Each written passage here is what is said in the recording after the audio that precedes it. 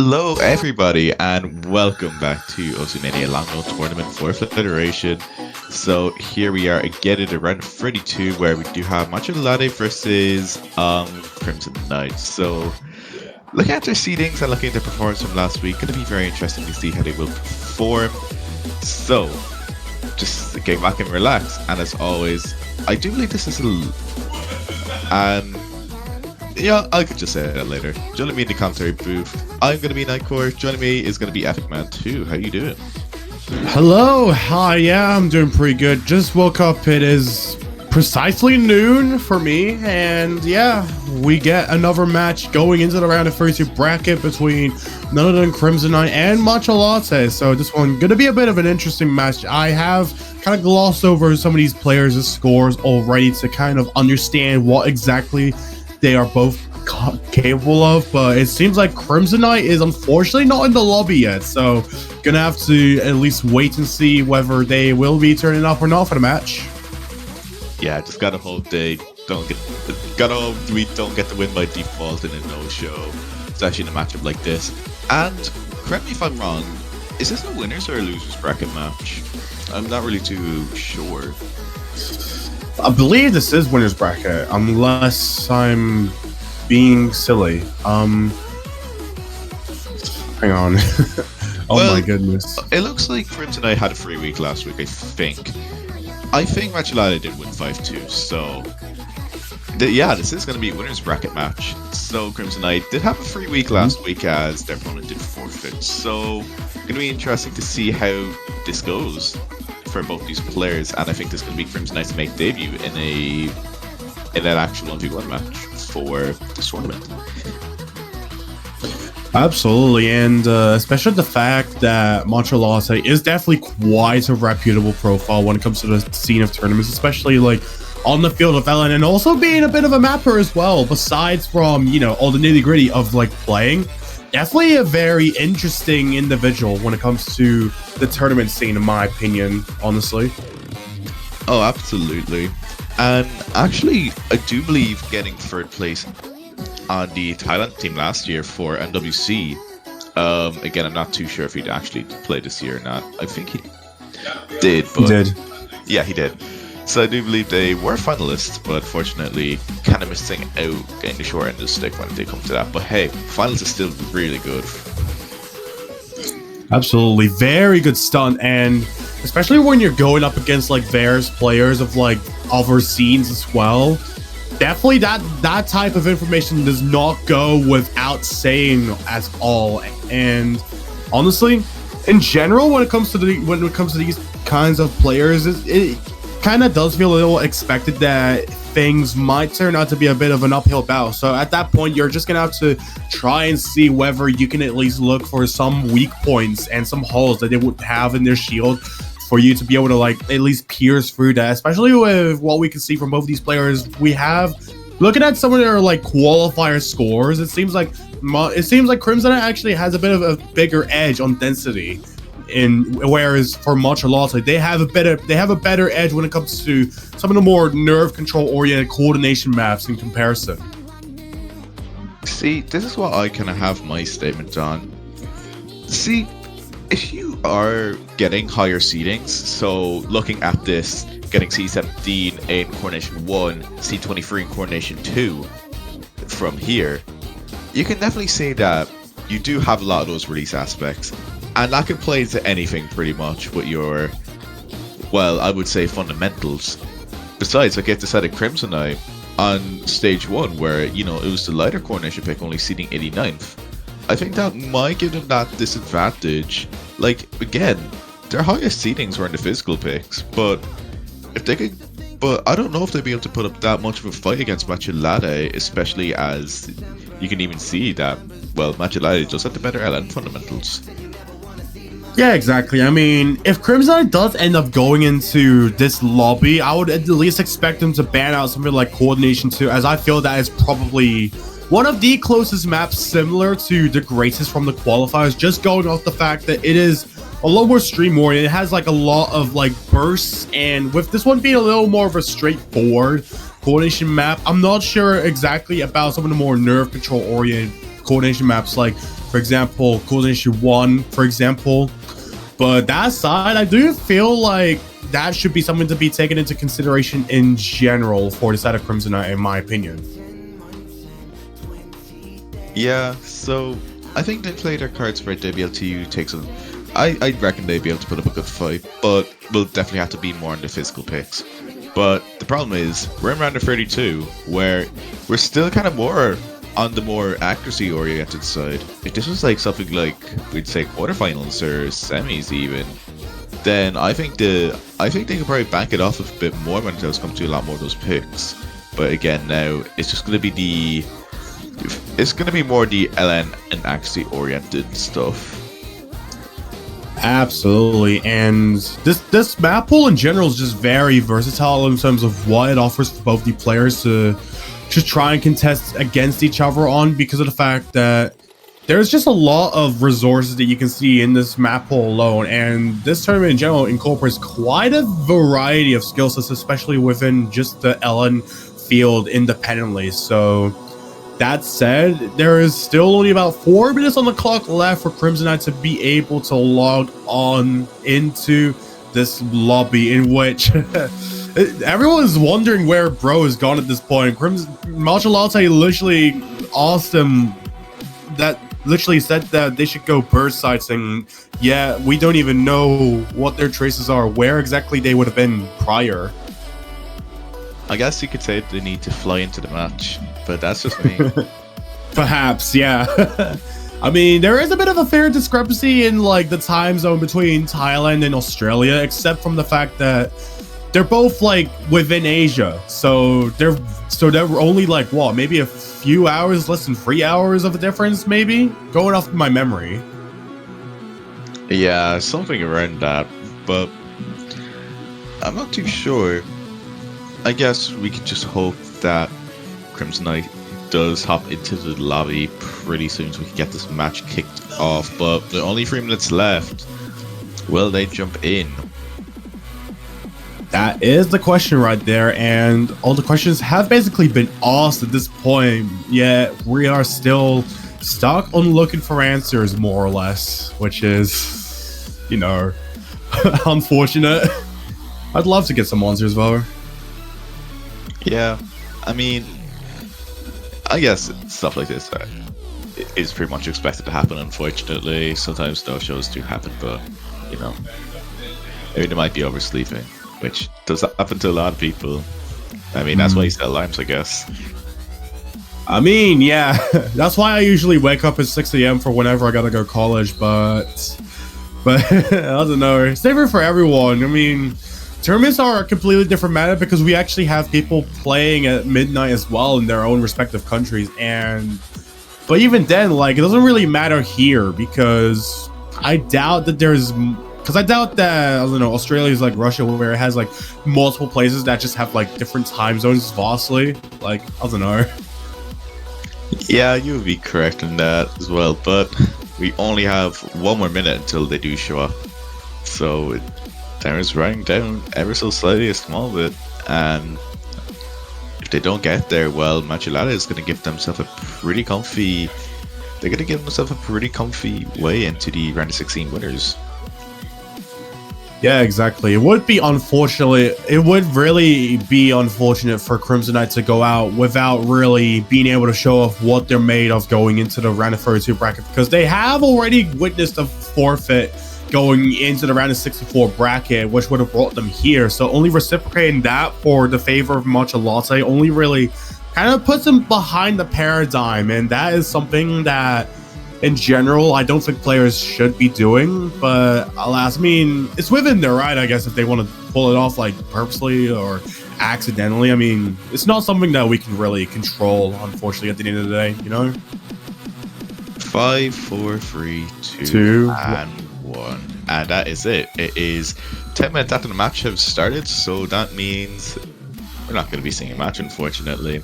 So MatchaLatte is going to be getting that win by default, so they're going to be getting that pretty nice lead into the round of 16 winners brackets. So I guess that means Crimzenite is going to be jumping down to losers, which, I mean, Yeah, there's not much else to say about it. No show. Well, it's either you show and you have that chance, or you just don't show and you just get knocked out.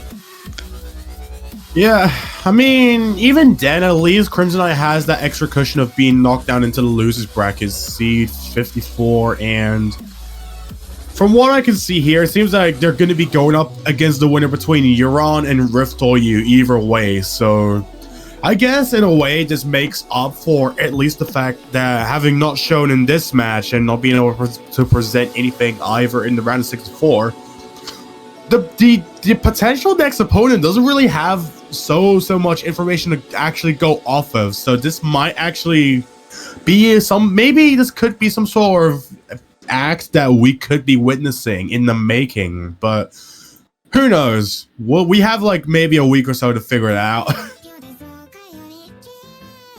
Yeah, we just have that week to figure it out, of course. So up next, I do believe we have, if I could just check right here, Poca versus Minty. Going to be very cool. I think it's going to be a really good match, so stay tuned for that as well. Absolutely. And I think that aside, we hope you enjoyed the awesome match that we have seen. And Nightcore, do you have anything else you'd like to say before we top the match off? Not really. My mind is blank. Same, honestly. I feel you, bro. So yeah, I guess we could just close off, unfortunately, and just like that. See you in an hour. Yeah, thank you all so much for watching, and to the 3 people watching for the past 30 minutes, we'll catch you in like an hour. See you later.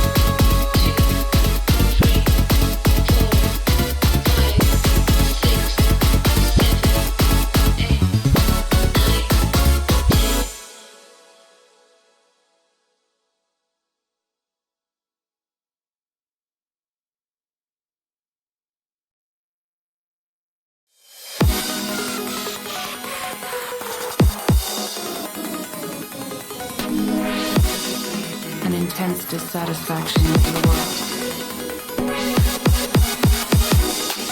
And a compulsion to do something about it. Heaven and earth.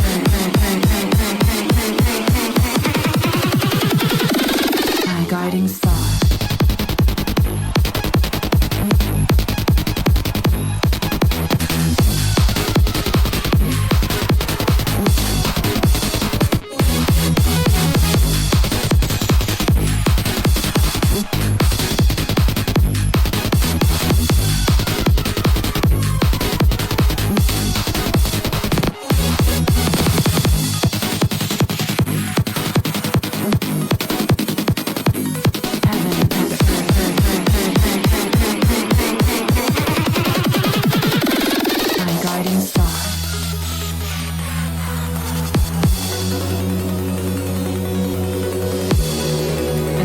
Dissatisfaction with the world,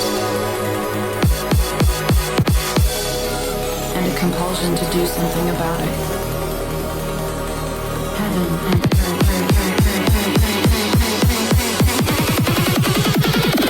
My guiding star.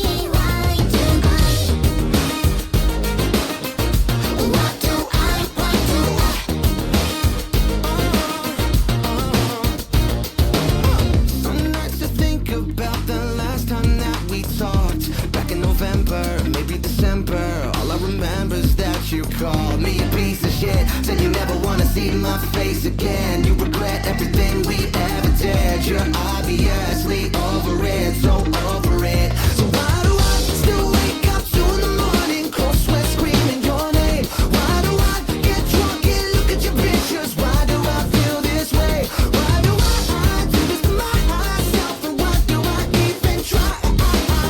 You don't, so baby, why do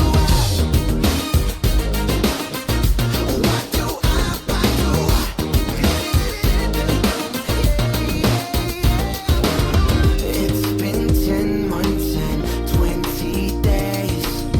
I've been wondering the same damn thing. So why do I still wake up 2 in the morning, cold sweat screaming your name? Why do I get drunk and look at your pictures? Why do I feel this way? Why do I do this to myself? And why do I even try? You don't, so baby, why do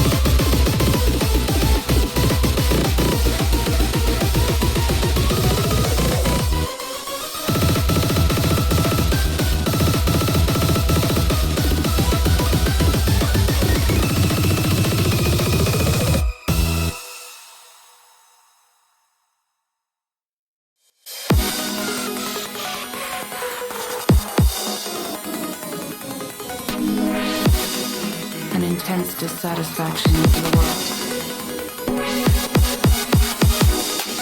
And a compulsion to do something about it. Heaven and earth.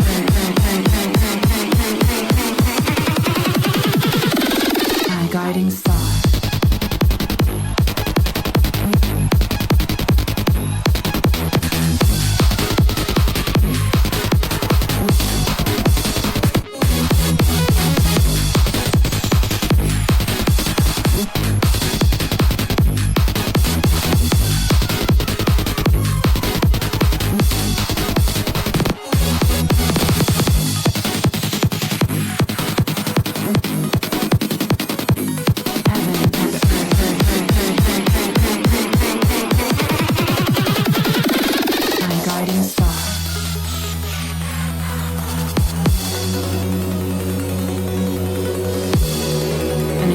Dissatisfaction with the world, and a compulsion to do something about it. Heaven and earth. My guiding star.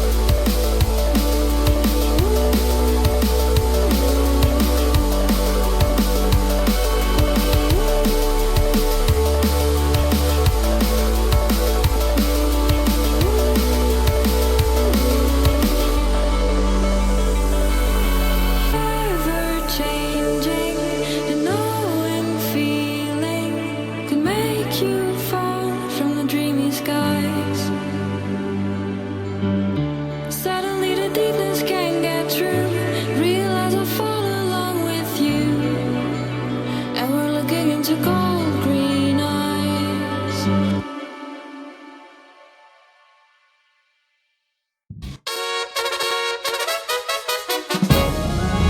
君と夢をかけるよ何回だって勝ち進め勝利のその先へ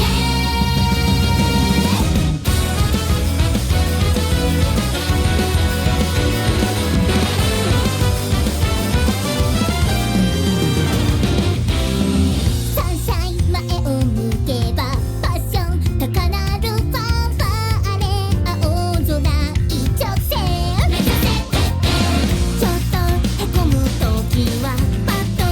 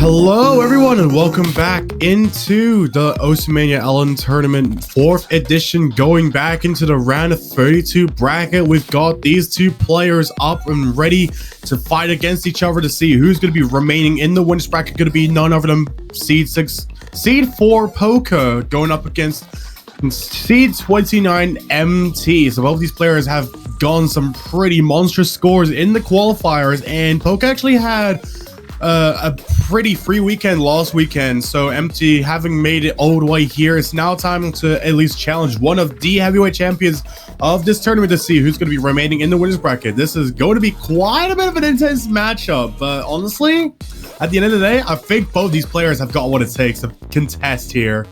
So once again, my name is epicman2, and joining alongside me in commentary is going to be none other than Nightcore. Hello again. Hello again, Epic Man. And it's funny because last match was win by default, but one of the players are not online again. If it happens to be never win by default, I will actually lose it. So looking at both these players, like, these are very well-known names. Poca in the grand finals, I think, for MWC right now, where they will be facing off against United States. And for, I'm going to say MT as well. Still also very strong player in their own regard, especially looking at their qualifier stats as well. But when you're facing up against a giant like Poca, you're gonna have to play your cards right if you want to get the victory off them. Yeah, absolutely, and we can definitely see with how both these players have quite a bit of history as well, just going off the fact that they are both pretty well-known players in their own countries and so on, especially in the case of MT having won tournaments such as the Suiji Cup last year and also 4DM back in 2023. So gonna be pretty interesting to see, honestly. And Poca, obviously no exception to this either, having won so many tournaments such as, of course, MWC and also various other tournaments like one of the Korean Nationals and also International Rhythm League earlier on. Yeah, so both these guys have a pretty strong history behind them, so really going to be interesting to see how this matchup does go for either player. But now, finally, both players are now online, and this is not going to be never win by default, thank goodness, so we can just kick back into things. So how do you think the outcome of this match is going to be going, Epic Man? Honestly, I feel like this is going to be a bit of an equal match. I know that both these players are fairly equalized when it comes to certain fields, and especially look at scores as well, as that I feel that's probably one of the best places to compare right now, as it's still relatively early into the tournament. Both these players almost have equalized scores on the density map from qualifiers, so I feel like that alone, there's gonna have to be at least one ban for one of the density maps here. And whereas for everything else, Poca's an absolute demon when it comes to the coordination map. So I would not be surprised if MT was to go for banning at least one of them. Maybe something like Coordination 1 or Coordination 3, perhaps.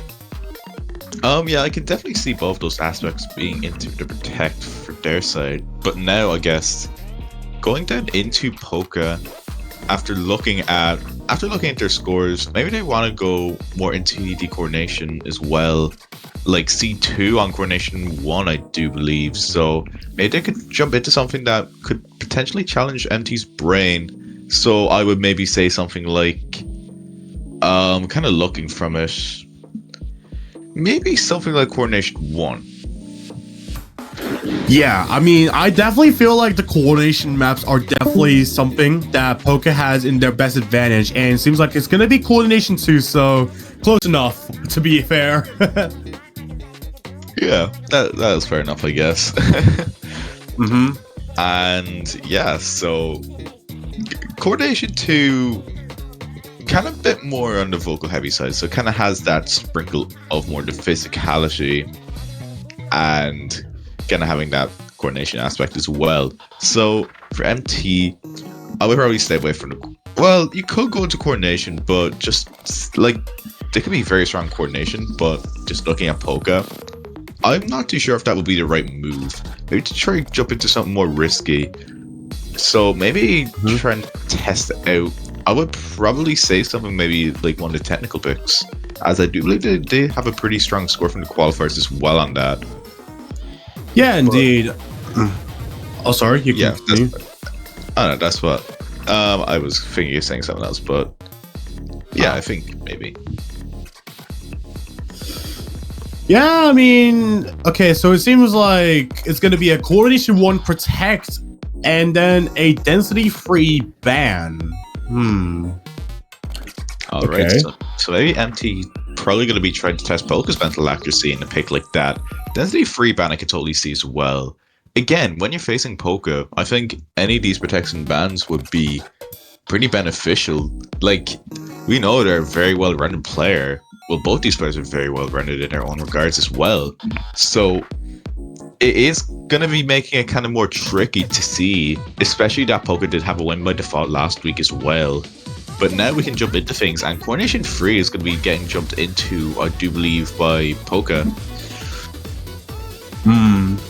Okay, yeah, definitely a relatively interesting pick to start the match off with. I do feel like Coordination and Density are probably going to be at least maybe some of the main maps that we're going to be seeing picked out, but at the same time, both, literally, there's only one Density map remaining on the board that have been banned, so the fact that both Protects were actually on Coordination instead is actually relatively interesting, because I would not...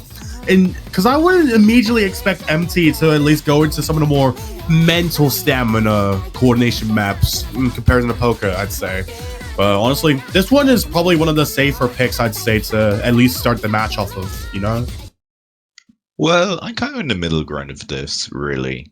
Like, Coordination 3 I would describe as being kind of more the shield heavy. So, as Patty did describe it before, this is kind of your Timing Hell-esque map already, and for round of 32 as well.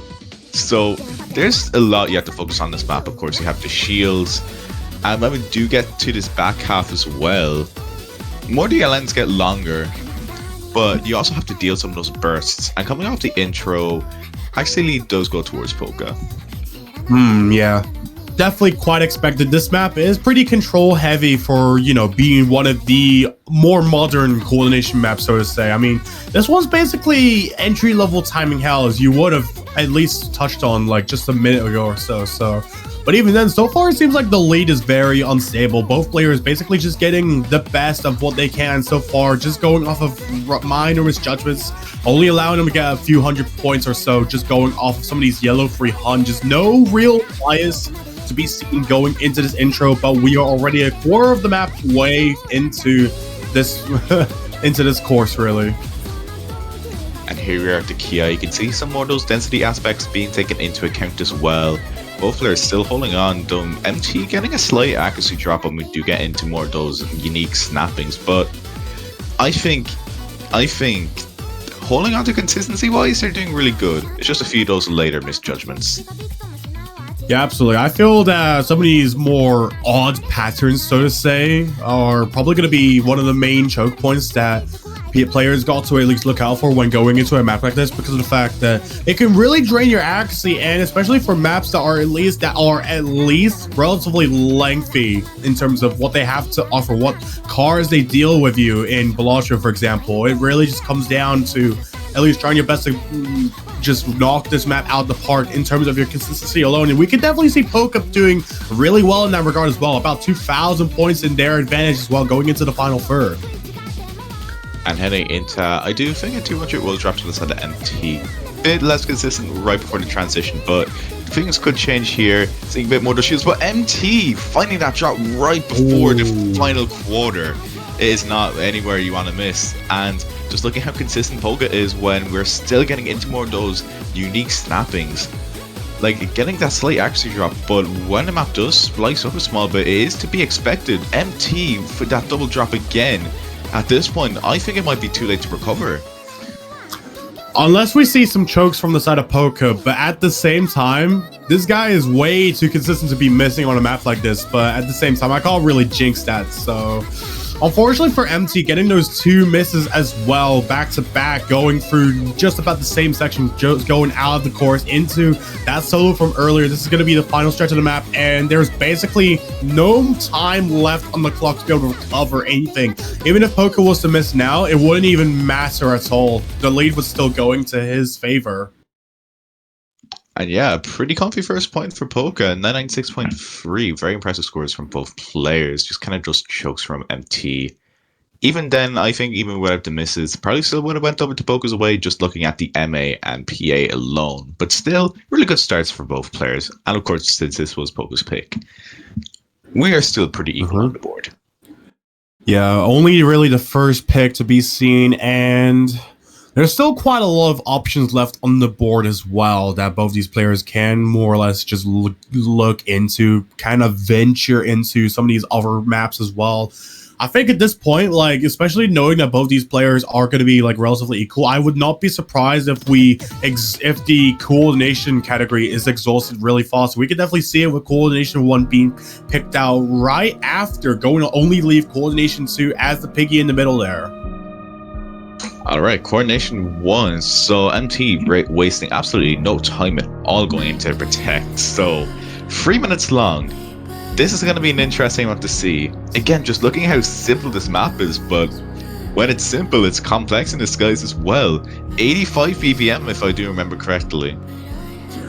Yeah, more or less, this is 170 BPM as far as my memory goes. So this map gonna be a bit of a it's gonna be a wolf in sheep's clothing, kind of, or however you like say it, I guess.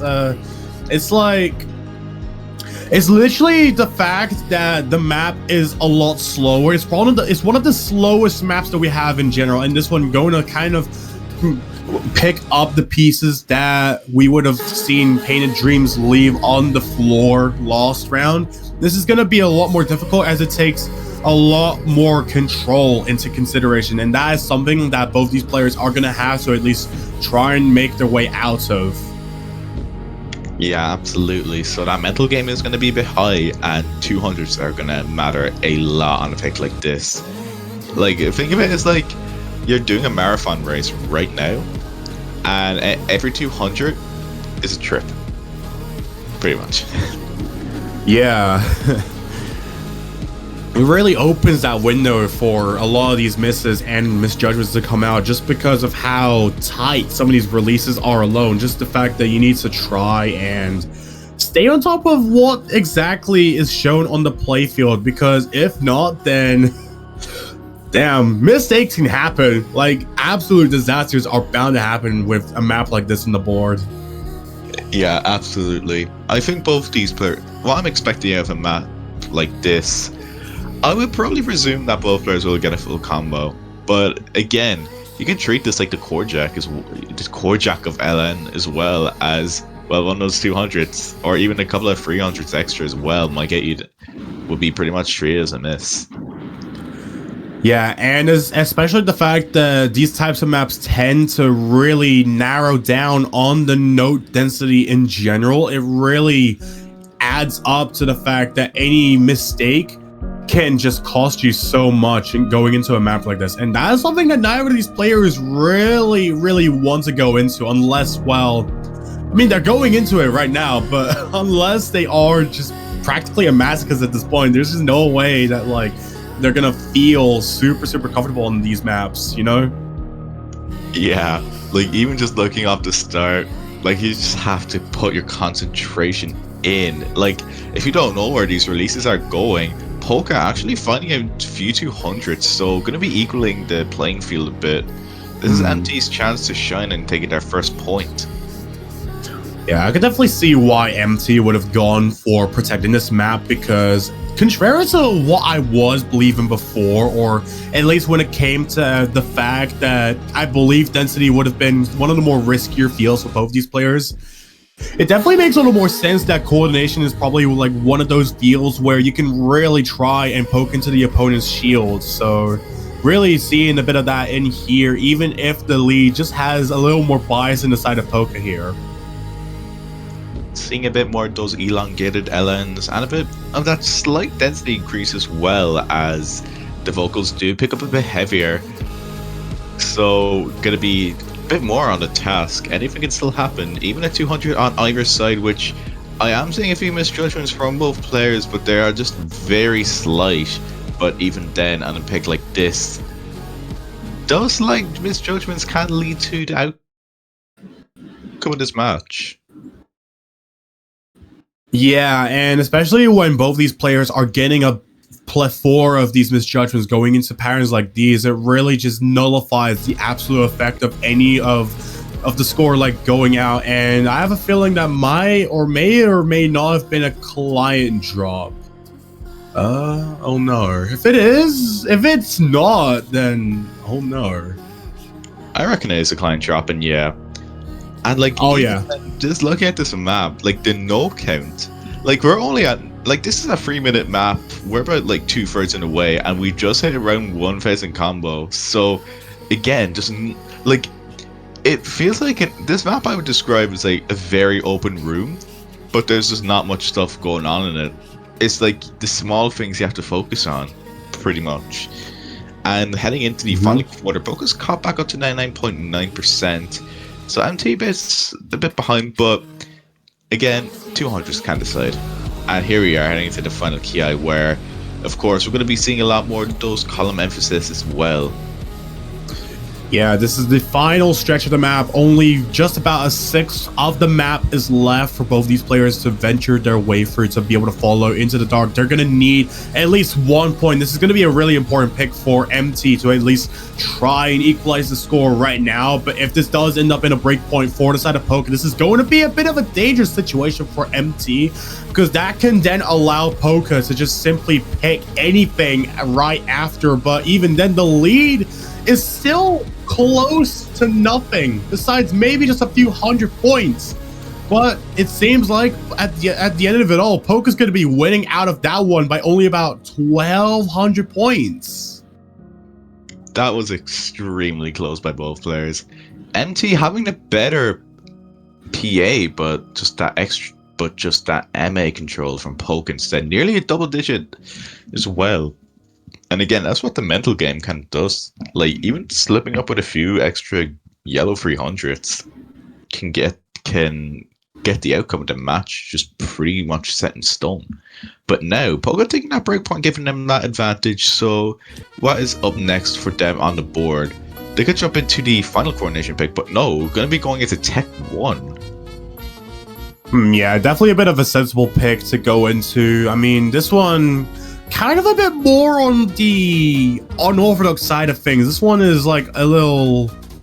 This one's like a little more like swung. I mean, especially with the fact that this is like a bit of a recognizable Vocaloid song as far as I remember. Or at least like maybe just because I played Project Sekka or something. Like, it definitely makes sense that this would be the next pick. Poca probably wants to be able to save Coordination 2 for a later situation, just going into perhaps the end game of the match. But we'll just have to see. MT is going to have to try and win off of some points now, because this is going to only ramp things up as we continue on. Yeah, absolutely. And about this map, this is, I would say, this is your typical Abuses style. And again, another long map, 3 minutes and 3 seconds long. And really, that accuracy has to be kind of held in. Not really too hard to keep your combo on, but again, with a lot of that accuracy in the area, and how fluid this map can be with the flams and those snappings as well, it can be quite tricky to manage everything. You're gonna have to micromanage, if you get what I mean. Yeah, absolutely. And especially this one being quite dump-oriented. We get a lot of these graces already and some of these LNs as well to try and bring things a little closer, but so far it seems like both these players are relatively equal in terms of how they're starting the map off, and so far there's only really just a really small bias on the side of Poca that's going to really kind of make things equal. Both these players are just about 0.0 tenths of a percent around each other, and it's just some of these misjudgments that MT was getting, probably not being able to at least stay consistent with some of these releases as well. Yeah, absolutely. And we still have the rest of the KIs when the vocals do pick up a small bit. Time will tell if stuff will change, but here we are.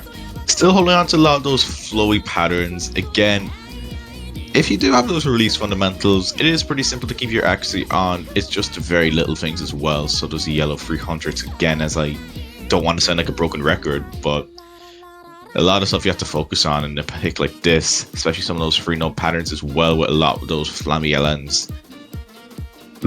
And especially going into the back of the chart right now, this is the first core is complete. So now both these players still have not found any trace of a miss in their area, in their arsenal, but so far Poca still has the lead by quite a hefty amount, although it is still relatively unsafe as well. Just a few misjudgments can swing that lead over to the side of MT, and that is something that Poca does not want to afford. Going to a map like this, Poca wants to be able to try and at least go into that halfway point of the match without allowing MT to at least find some sort of opportunity for a sneak attack. But so far things have been looking really equal. I would not be surprised if we do end up seeing some kind of characteristic flaw from the side of Poca, at least shortly, maybe. I don't know. Well, anything can still happen. Again, heading into the final quarter, a bit more heavy on the column side of LN releases, and still, both players are still duking it out. Poca actually getting a slight accuracy drop, so things are ever so slightly starting to close in. Maybe this is MT's opportunity to close the gap ever so slightly, but we still have the final area where the consistency still runs on. MT finding a few misjudgments, but we still have the remainder of the map left. Even a miss on the side of Poca, or even a 200 or 2 could go over towards the side of MT. But will there be enough time as the map starts to go down to a close? It does not seem like it, unfortunately. Both players still getting that full combo and tag, not being phased enough by some of these really odd type releases that are swung in the song, but that is going to be it. That is another 995k score from Poca, winning the ratio battle by quite almost 100 perfects. It's just the grace that bring it all the more closer. But now that is 3-0 in the favor of Poca right now. So it's going to be down to MT to be able to use another pick that's going to at least give them their first point of the match, because the walls are slowly closing in for them in terms of their chances of being able to stay in the winner's bracket. They're going to have to at least maybe go for perhaps another technical map, maybe something like Tech Free, or maybe something else. I'm not sure. Now, if I was being honest, I think the other two tech picks, they are kind of more in the physical area, which might not favor MT. So here's what I was kind of thinking. I was going to say something like Wildcard 1, as it does share a lot of those similarities compared to the other tech picks. But Wildcard, they are going to be jumping into it, but Wildcard 3 is going to be the one picked. Yeah, definitely an interesting pick, but at the same time, I feel like this map alone is probably one of the more risk options that we have on the board, knowing the fact that this is kind of the more density barred wildcard map, and this alone, we have seen both the wildcards map.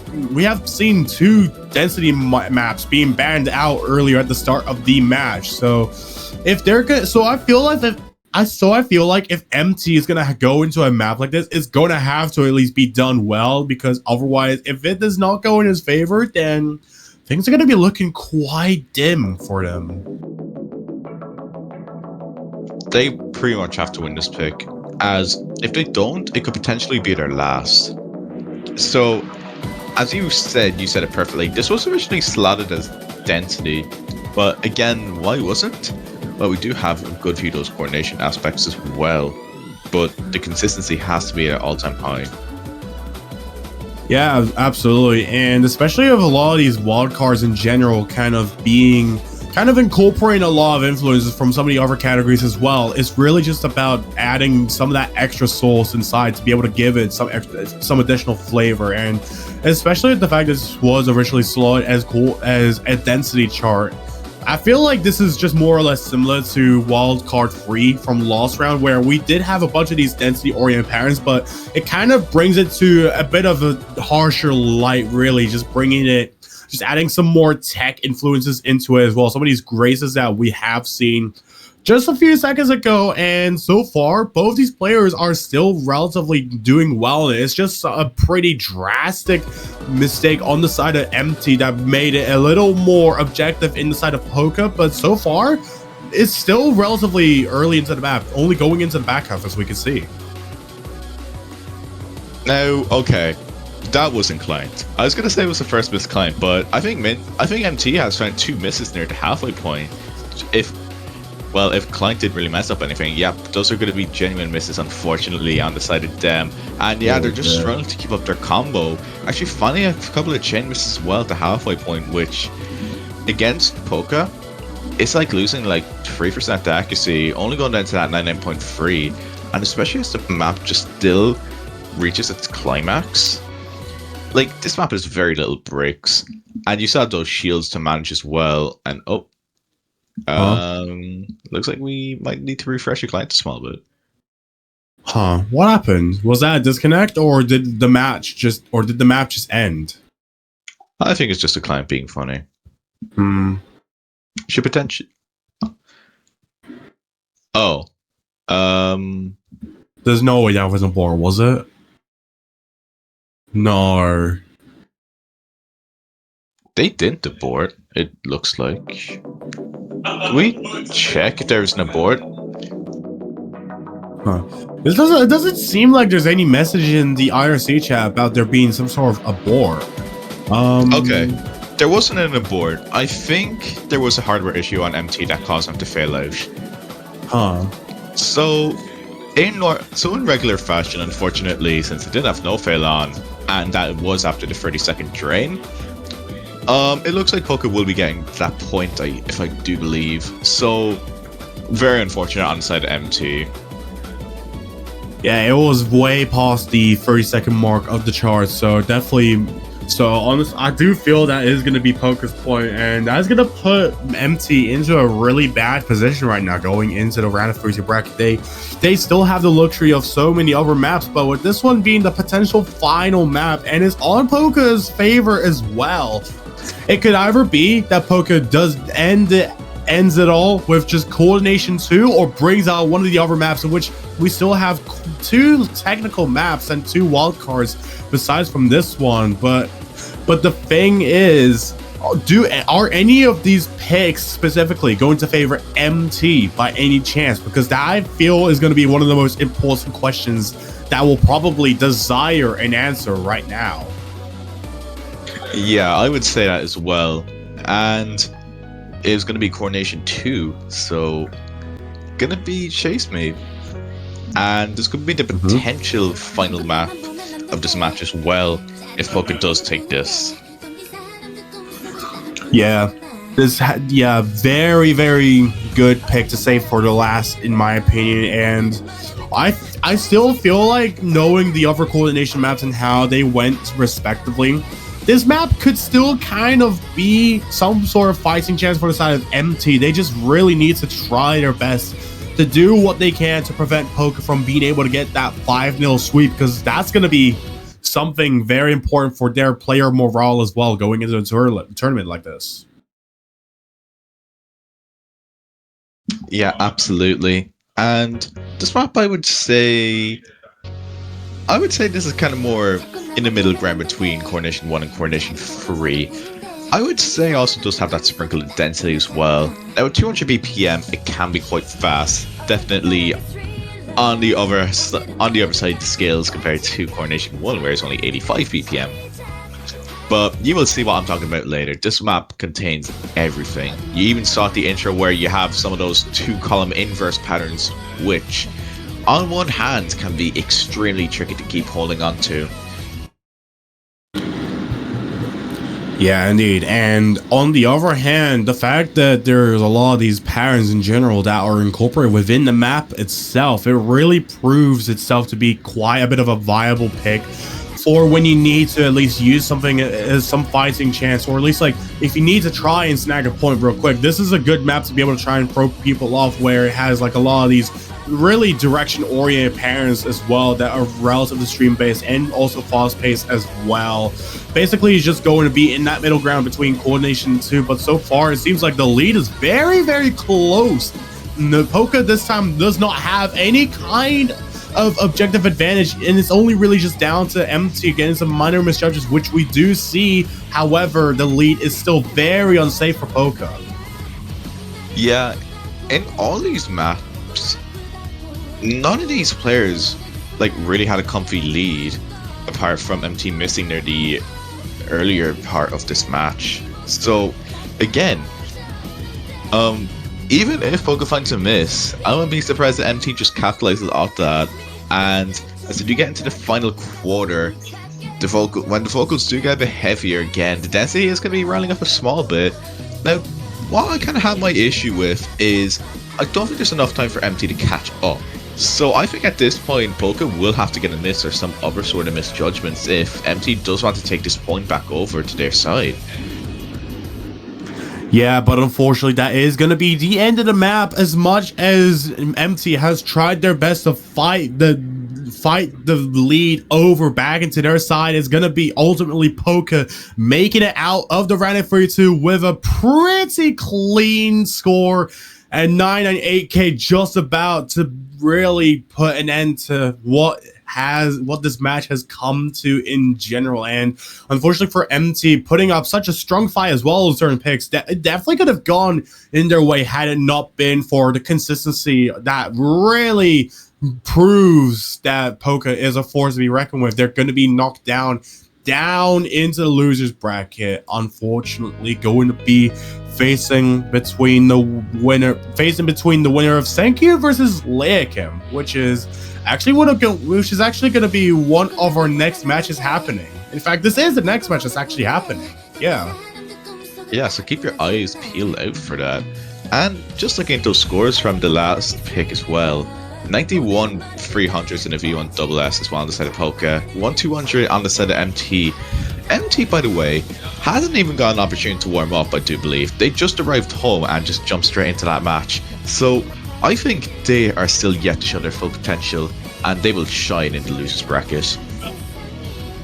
absolutely. Very well said there. And I think for now, we should be safe to close the match off for the time being, just as we still have so much other matches to go through, and we are still only about halfway into the hour, so we've got about 30 minutes of an interval before we go into seeing who's going to be making it out between senkhyu and leahkim, who exactly is going to be eliminated from this tournament, which is gonna be crazy to see, because I know that both these players are really good when it comes to LN maps in general.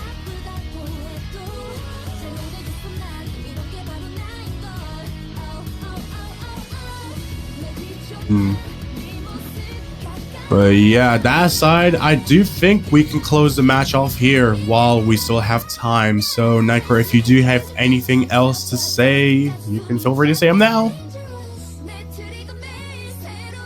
I don't really have anything else to say. So, do you have anything else to say? Not really.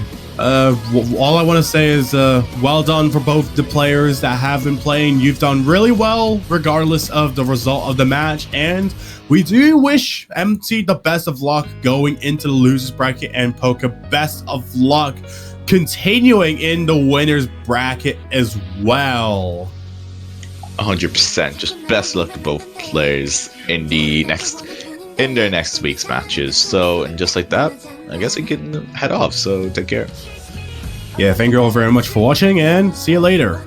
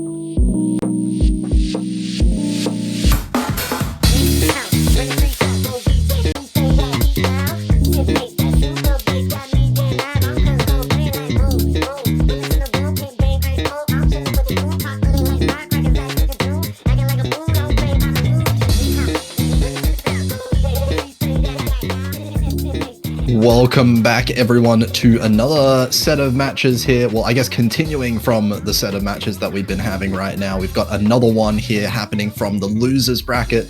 Going to be senkhyu versus leahkim coming in here. Relatively close seeds this one, so it'll be interesting to see how it plays out. I am MF, going to be joined once again by Epicman2. How are you going? Hello, yeah, I am doing pretty well. I had a bit of a luck bit earlier on, but I'm basically ready to compensate once again for one of the first few losers bracket matches that we got in this tournament to go through. And already going into that banned and pick phase, it seems like we're going to be seeing a protect coming out for coordination 2 from the side of leahkim here. Yeah, it's a really interesting one that I'm kind of looking at past scores here for these players, especially on leahkim's side, because if you look at the qualifier statistics, leahkim definitely way stronger with the coordination compared to any of those like higher level density picks. But if you look at the match last week, leahkim was winning points off of Mini Egg of all people on the density picks specifically. So I'm not really sure if they're extremely good or not good at density. I mean, to be fair, when it comes to round of 64, especially in the easiest of rounds that you got to see in this tournament, it really does kind of just blur the line in terms of how exactly you can measure whether a player is like good in one thing or another field over the other, because of the fact that the difficulty isn't really such a massive increase from the previous round as well, just kind of bringing out like some of the similar concepts that we've seen, but making it just a little harder to allow for some extra competition that I feel we would be bound to see going into the losers bracket here. Yeah, I think we are. One thing's for certain, I think that senkhyu is definitely not a very comfortable player when it comes to the coordination. I think aside from those coordination picks there, both players look fairly evenly matched on a lot of different picks. It might just come down to whoever misses the least overall. And yeah, we can definitely see that both these players kind of don't really have way too much information to give out, more or less. While this is going to be senkhyu's first pick to start off, we're going to be on density 2, as we do have about 2 bans on the board, which is going to be for density, which is going to be for actually wait, no, what am I saying? Coordination 1 got a ban, yeah, and then tech 1 got banned as well, yeah.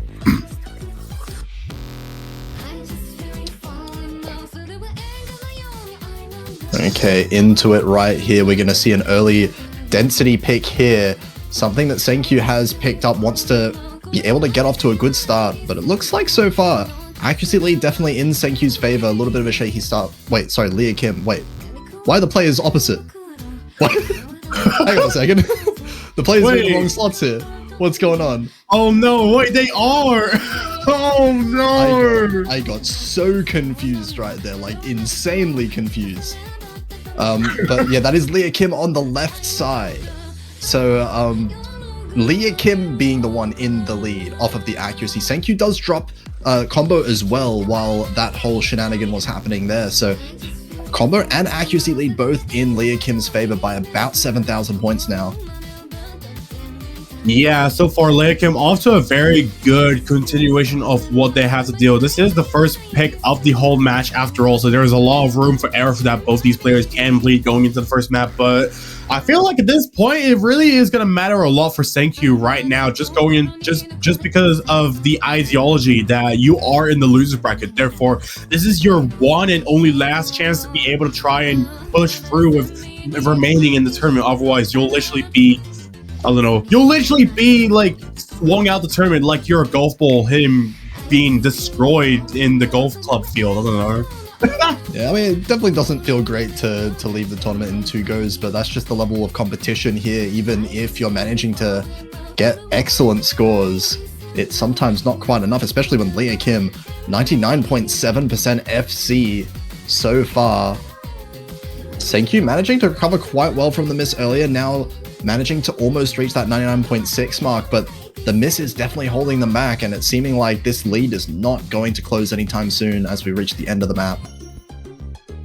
Yeah, very short and sweet map to kickstart the match off, and that is going to be the first pick in favor of leahkim here. Do not be fooled by by what we see of here, but yeah, very sensible first pick to bring out, really, but also kind of unfortunate for senkhyu as well, and knowing that this is a breakpoint that leahkim gets right off the bat. Nothing else to say, really, and it seems like it is now leahkim's turn to pick now. So there's a lot of options remaining on the board, as we can see. So I wouldn't be surprised if we were to perhaps see something like, maybe if we were to see something like Coordination 2 being thrown out, but at the same time, I would probably expect leahkim to save it for later in the match. Yeah, definitely a few options they could go for. It looks like actually Wildcard 2 going to be the pick, so not touching the Coordination pool just yet. I was expecting something like a Coordination 3 even coming out here, but going to be a different one instead. I mean, to be fair, it's still relatively similar to Coordination 2. Like, just the fact that it's a little Coordination oriented. I mean, I made this map to be Coordination, but it's listed as a wildcard here, so... But yeah, both players not really wasting any time going into this map. They're going to be throwing it out right off the bat, going to go into what is probably going to be pretty close, if I were to assume right. Yeah, I mean, all things considered, if you do look at the accuracies of that first map, it was very close between the two players. It was just a slight ratio advantage for leahkim. That was what gave the entire advantage. The 200 counts, though, looking good for both players. And this time, players not in the wrong slots. It is indeed senkhyu with the early accuracy lead here. Oh, thank God. But yeah, I think leahkim must have had like some minor misjudgment going into the map, but even then, so far it seems like the lead is very unstable, not going to be the safest of leads in the favor of senkhyu here going into the first course. And even then, we can see it just decreasing, going off of some of these misjudgments as senkhyu's actually decreases, going to go into the end of the course, not being able to fare well with some of these pretty odd coordination stream patterns we can see here.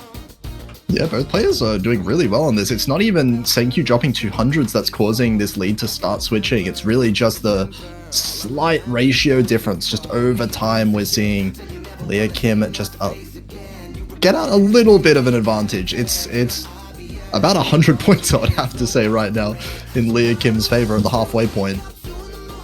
Yeah, I think with maps like this, it really tries to challenge your discomfort for some of these stream patterns as well. And we can see that taking a bit of a toll on senkhyu here, as the scoreline is now a lot more biased in the side of leahkim, instead going to be very contrarian to what we have seen of literally just the first core of the map, and especially then going into the bridge of the song or so. It's gonna really matter a lot right now for senkhyu to try and snag a point right now, because it was really close. They had it basically in their hands for majority of the map, but leahkim has just managed to rope it out, just going off a lot of these misjudgments from the side of senkhyu, and it's probably only going to increase here. Yeah, we've seen gradually senkhyu starting to pick up a couple 200s, dropping down to 99.73, and leahkim does drop a little bit as well, but not enough. It's still 0.05 in the lead for leahkim, as long as they hold on well enough in this outro. But at the same time, I think time is basically run out unless we see a miss from leahkim, but I don't think that is going to be very likely as we have the final stream go out, and that is going to be it. The final staggered release flam is out, and 992k on the side of leahkim, only 2,000 points of an advantage. So despite senkhyu losing the fight, it was a relatively close one as well. So that's going to be 2-0 in favor of leahkim, and senkhyu has the luxury of making the next move on the board. Yeah, kind of similar story to the accuracy that we saw in the first map there. The 200 counts are very similar. 9 versus 8 there. It is most of the difference in score coming from that ratio we see. Almost 200 less 300s for leahkim. And a solid second pick overall. A little bit close, maybe, for leahkim's first pick, but still managing to win it out nonetheless. It's going to be senkhyu picking Density, the Protect coming out, Density 1. Daring today, aren't we? Oh my goodness, this map is... I mean, honestly, for a map like this, I wasn't entirely expecting it to be thrown out this early because it's probably like arguably one of the hardest density maps that we have on the board, but kind of a welcome one as well, as long as senkhyu like manages to keep their guard up going into this one, I'd say. I mean, maybe the difficulty might go in senkhyu's favor a little bit, right? I think if the maps are easy enough for both players to comfortably FC, it looks like leahkim has that accuracy advantage, so maybe hoping for something harder for leahkim to find a mistake or a little bit of a slip up here or there. In which a lot of these like slip ups are gonna really matter a lot going into a map like this, where it does really challenge you with a lot of these uncomfortable patterns as well. Not maybe as uncomfortable as Wildcard 2 or my map as we would have seen earlier on, but still just enough to blend in between what you would see is to be a bit of a more conventional density map from the likes of Crimzenite, for example. Yeah, but it looks like so far no one's tripping up on any of these patterns so far. None of this tricky stuff is dropping their accuracies, but we do get a couple of traded 200s here, so it's staying very, very close between the two. Only a couple hundred points in leahkim's favor right now. Yeah, and even then, the scoreline is still really close. Even with leahkim having the advantage, they only have just a very slim sliver of advantages in their side. And even then, we can definitely see it just kind of gradually decrease on the side of senkhyu, but not going to be happening, as we do see some misjudgments from the side of senkhyu, allowing some of the human nature of faults to be thrown in as well to dictate that scoreline here. Both players still hovering over 99.7. Still not a massive difference. This could flick either way very quickly, but it does rely on leahkim finding a little bit of a mistake in the second half. Yeah, I think we're just gonna have to like wait and see like what happens, because there's still so much of the map left. This is only about half of what we have seen, and the map goes on for basically 3.5 minutes. This is one of the longest maps that we have in the pool by far, and we could definitely, so I definitely feel like if anything, the nerf factor is gonna have to at least come into play here. senkhyu drops their accuracy down once again. That's gonna give leahkim about 2,000 points to breathe with going into this next core section. Yeah, definitely in a comfortable lead as far as the accuracy is concerned, but as you said, 2,000 points, you know, just as a raw point value, that is not a lot of points at all. If there was a miss coming on from either side, this lead would switch in a second. Yeah, indeed. I have a feeling that a lot of it just has to do with like the fact that both players are very capable of FCing these maps. It's just some of these grades from senkhyu that's going to increase the score bit by bit, not being able to fare with some of these kind of awkward releases that are kind of precise going into this section, but then thrown into another core section as well. You get some of the more regular density patterns that you would expect from majority of these maps, and even then, no mistake has been made by either player, or that is super crucial. It's just leahkim's consistency when it comes to acting a lot of these short lens in general. Yeah, we can definitely see senkhyu towards the end of half of this map starting to slip in terms of the 200 count, in terms of the accuracy, hitting very early overall, maybe releasing early towards the end of this map. And that really did cause that act to go out of control. leahkim with another really strong FC, and we can definitely see the accuracy difference here in full display, despite the FC coming out from senkhyu. Indeed, that is 2 breakpoints in favor of leahkim, and so now that's gonna put senkhyu into a really bad position here. leahkim, all they need is just one more map to reach match point, and especially with this one being a best of 9 situation, there can only be just a few more maps that senkyu's gonna have to at least win off of to be able to climb and rope that lead back. But going into coordination 2, leahkim's gonna throw out their protect right out of the limelight, as we can see. So now senkyu's gonna have to try and capitalize off of some of these maps right now to be able to bring the competition back once again. Yeah, this kind of goes along with kind of recent theory as far as picks and bans are concerned. Save your most comfortable map for a time where the opponent needs to win. And this is such an important moment right now. senkhyu has to win a map right now, but this is probably the least likely map on paper for them to win. This is leahkim's most comfortable, at least as far as the qualifiers are concerned. leahkim's most comfortable and senkhyu's least comfortable skills here.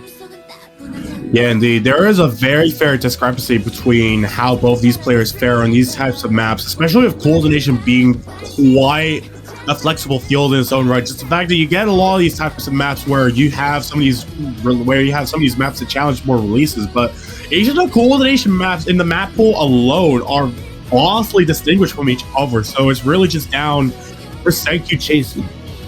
Oh, sorry about that. Oh my god, I did not mean to do that on stream. Oh my god. That's okay. That's okay. Right now, actually very close. Accuracy is right now still within the 99.7 range for both players, and still on that double full combo once again. Yeah, so far things are looking really good. It's only that there is zero difference between both these players right now. All we can see is just small biases, and we have seen senkhyu taking a bit of a shock going into this section, and especially another one that's going to increase the scoreline just very slightly for the side of leahkim, especially for senkhyu. This is going to be a really dangerous thing. They do not want to let up the gas on this type of pick in general, where they're going to really need at some points to claw their way back into the competition, because if leahkim does end up winning off of this map, it could probably be all over before we know it. Yeah, absolutely here. 0.1% difference right now. senkhyu did start dropping 200s quite a lot in the past minute or so. And now it's going to have to be a mistake from leahkim if senkhyu wants to come back in this one. Accuracy difference made clear now. Yeah. Only just a few seconds of the map, and that is going to be it. That is the final Ellen's rain down as the final roll goes in, and that is going to be a difference of 3,000 points, just about in leahkim's favor, winning the ratio battle and also winning off by one grade between each other. So once again, actually, super strong score here from senkhyu as well. 990k on what is a type of map that he was struggling on in qualifiers. So definitely no signs of any struggle on this one. This one, maybe with knowledge, leahkim may not have even protected it in the first place, but unfortunate that that's not enough in this situation. leahkim does go up to match point 4-0. Yeah. That's going to be a really dangerous situation for senkhyu, but now going into wildcard 3, this is senkhyu's final chance of being able to claw things back, because this is going to be their final opportunity. They're going to need to at least get some points before we see some kind of victory from the side of leahkim, because this is the point where it's going to start mattering the most out of all the other maps, especially for senkhyu, whose tournament life is on the brink of a death right now. Yeah, senkhyu gonna have to win a lot in a row right now. Definitely has been consistent as far as the combo is concerned. Aside from that very first map that we saw, both players have been FCing everything. But I think senkhyu really does need to start, I guess, beating out leahkim in the 200 count. That could be enough to lower this accuracy discrepancy that we're seeing in these maps. Yeah, absolutely. It just comes down to the roll consistency alone that both these players have, in which we have seen from both players that they have been doing really well at FCing everything. I don't recall seeing a single miss going into any of these maps, besides, unless we've seen one. I don't know. Maybe first map we did have one just early on, but other than that, it has been pretty flawless for both players. Not really any big accuracy drops to speak of either. And even in this one here, we're starting again similar accuracies as the other maps. 99.7 for both players, with leahkim in the slight lead. Yeah, very clean starts for both these players. No mistake really to be bled out by either one, going past the first third of the map. And even then, so far, it's really just the discrepancy in accuracy that is bringing leahkim to the forefront of the focuses here. Yeah, a bit of an act drop there for senkhyu, down to 99.6. That's puts them a little bit further behind leahkim, but leahkim does drop a little bit as well, so it doesn't stay too far apart here. Just 1,000 points in favor of leahkim. I feel like the section in general is just a really common choke point for either of these players, whether it be it in misses or misjudges alone, just because of how it incorporates some of these clean mini jacks as well, while we hear some aiming breaks in the background. And I feel that alone kind of decreases the accuracy on the side of leahkim, but still recovering from that really well despite that. And senkhyu's accuracy has been steadily dropping as well throughout this section, dropping a couple 200s on some of these mini jacks, down to 99.56 now. That's 0.2% of AC difference, and this one now is quite significant. I don't think senkhyu's going to be able to build back the accuracy fast enough. It has to be a mistake from leahkim. Yeah, in which there's still only one core left before we can really see something like that happen. So if anything, it's going to have to happen now, but I think that is a miss from leahkim, from what I can see. Oh, it is actually. No, wait, I missed that completely. leahkim did find a miss, but it is still going to be in the favor of leahkim by a couple 100 points. Because of this accuracy, it's still 0.14 difference in favor of leahkim, and it's still enough for a 1,000 point lead. So the act drops there earlier from senkhyu really were significant.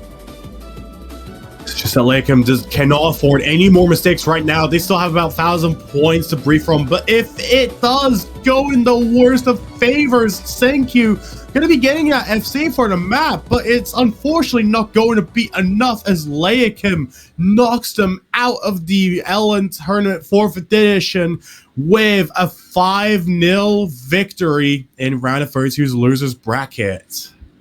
A super strong consistency for both players here. 4 FCs each, only 1 miss apiece on different maps. But it is going to be the accuracy advantage winning out at the end of the day here. senkhyu going to be eliminated, and leahkim gets to see another week of play. They're going to be moving forward into the round of 16 losers bracket.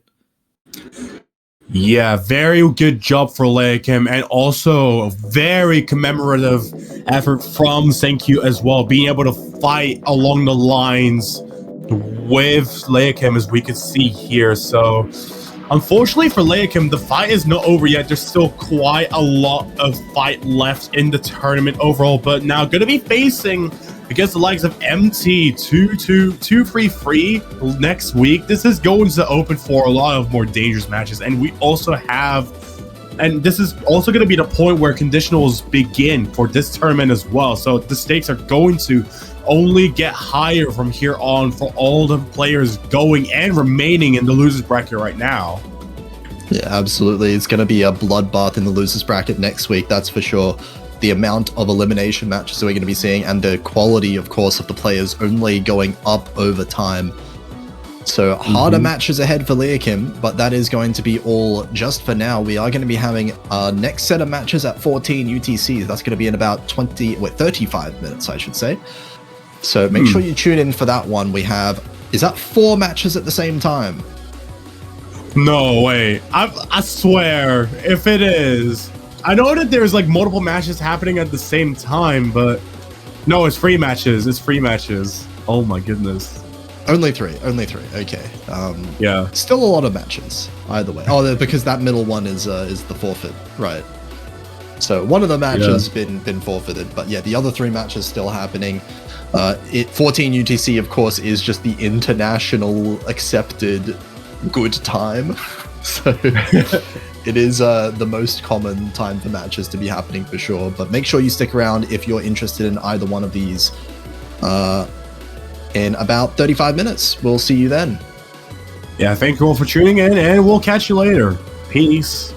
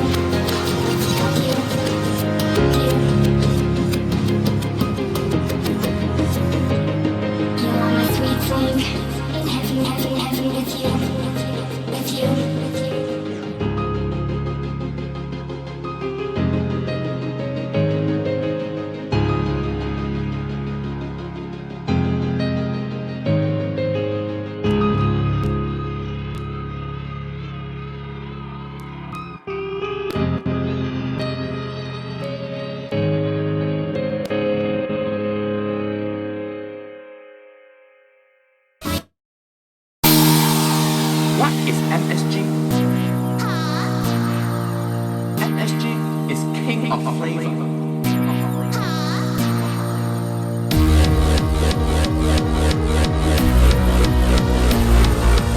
MSG is top contract. King of flavor.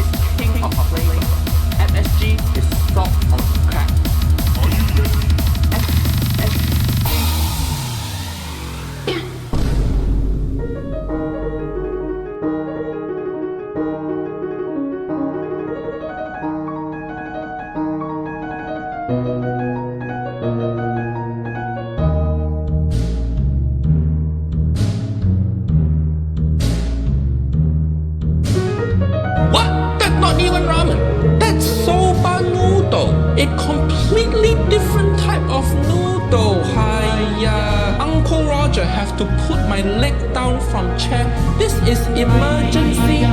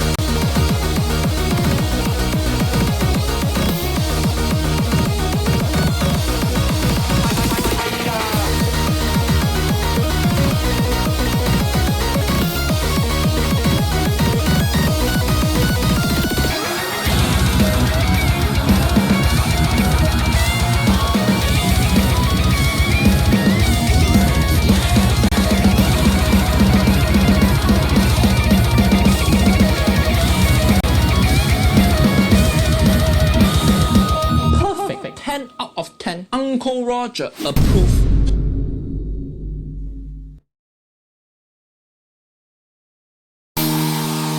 What is MSG? MSG is king of flavor.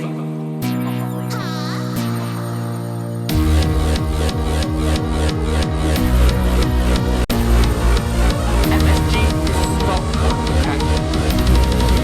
King of flavor.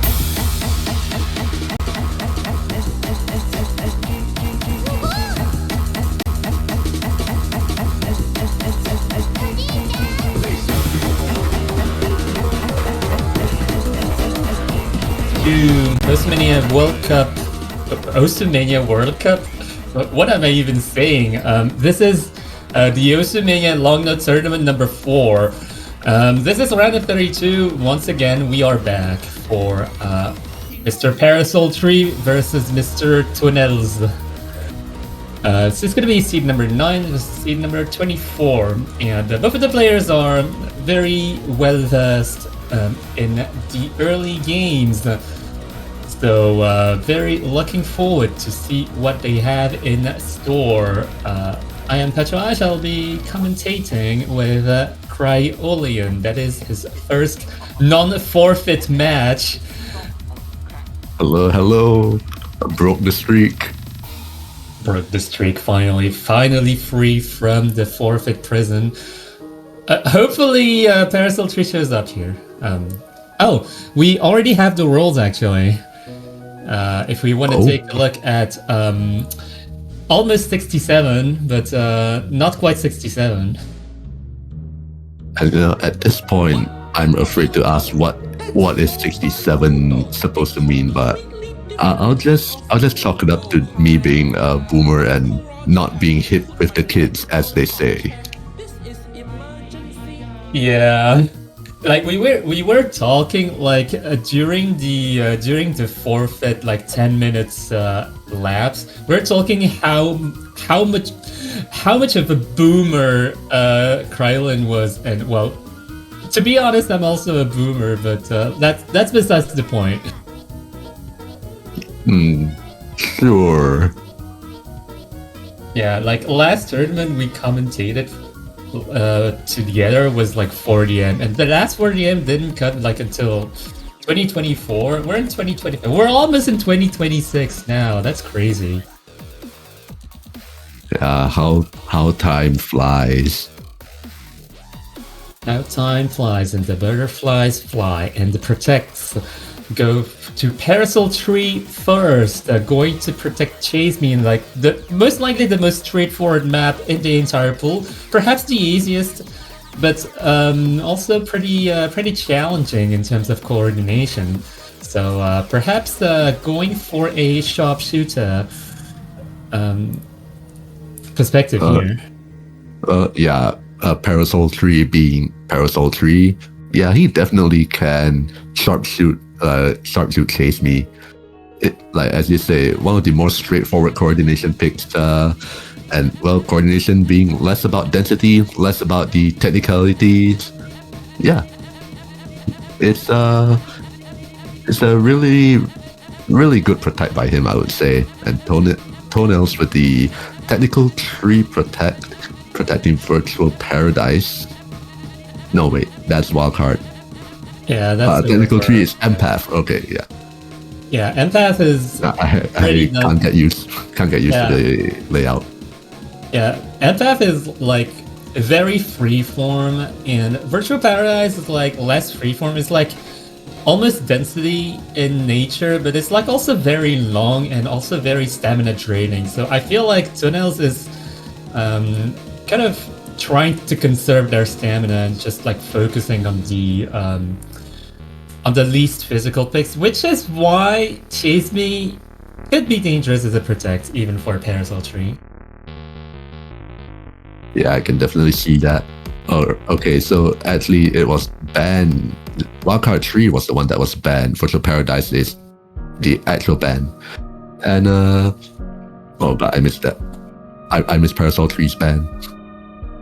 Density 1.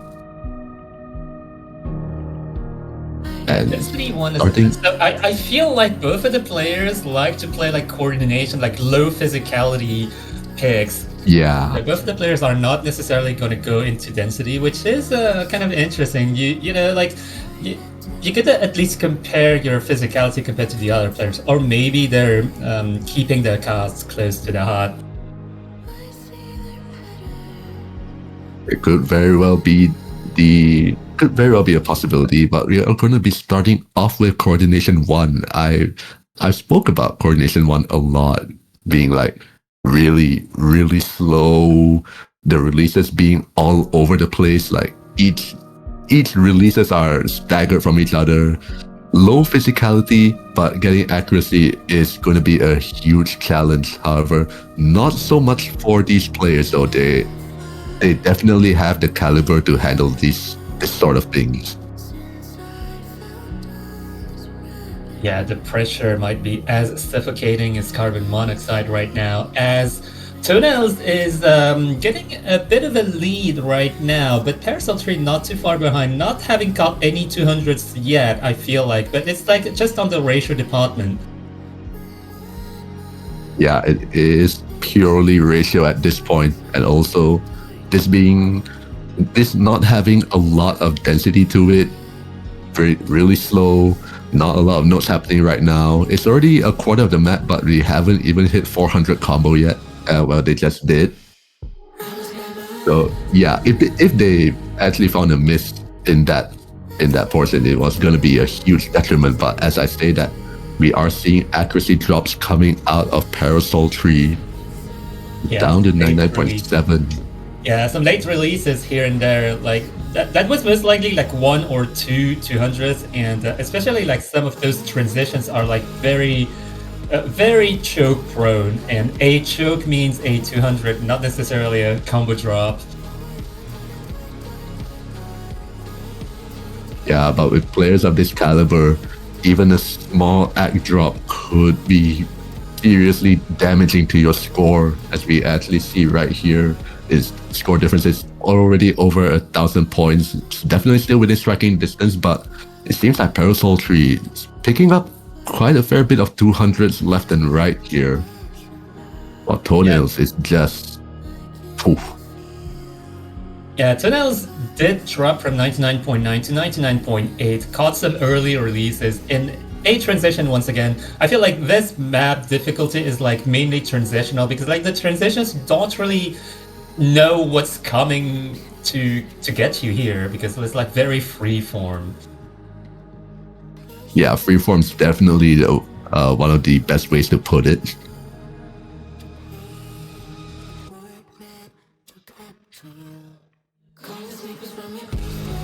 Quarter of the way through, probably going back into the chorus. It is. Okay, Parasol Tree does seem to be holding up a little bit better now. He's brought himself back up to 99.7, but Toenails being at 99.81. Yeah, he's gonna need to drop some accuracy for Parasol Tree to be able to catch up. But however, I don't think it could happen. Yeah, I feel like Toenails is too consistent to be dropping at this point. Although like a significant drop, like 2 200s would steer the balance towards Parasol Tree, but that is not going to happen. The first point is going to go towards Toenails, and that is a fairly close point, all things considered, although like the gap is just a little bit over 3,000 points.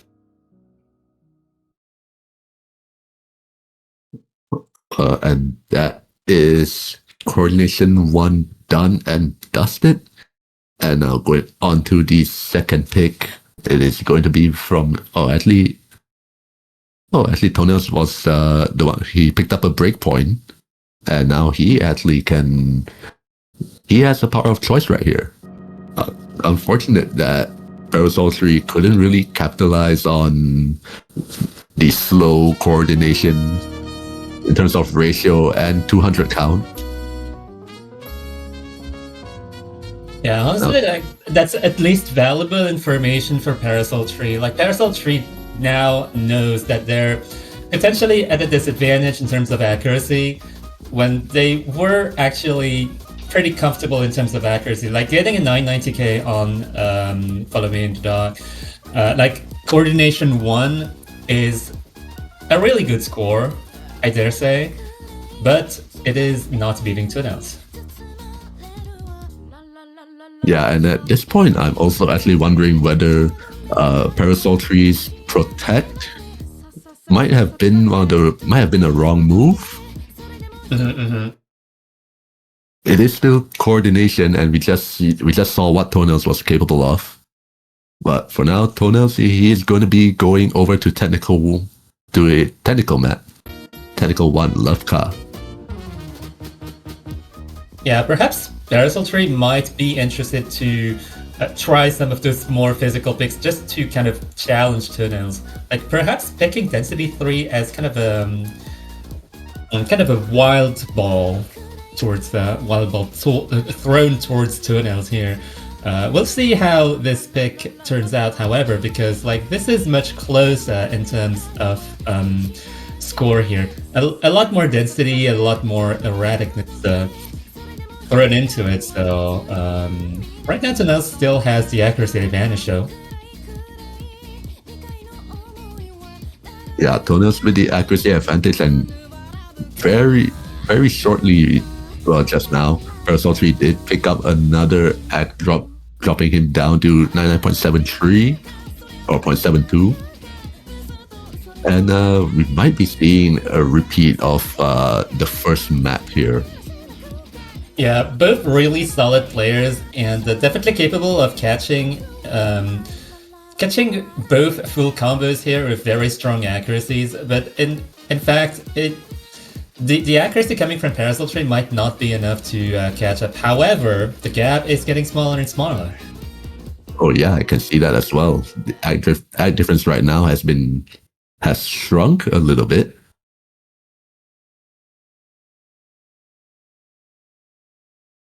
And so has our viewing experience. Boss champ.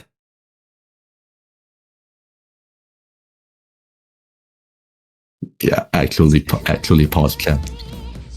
Okay. Oh, we have video games back.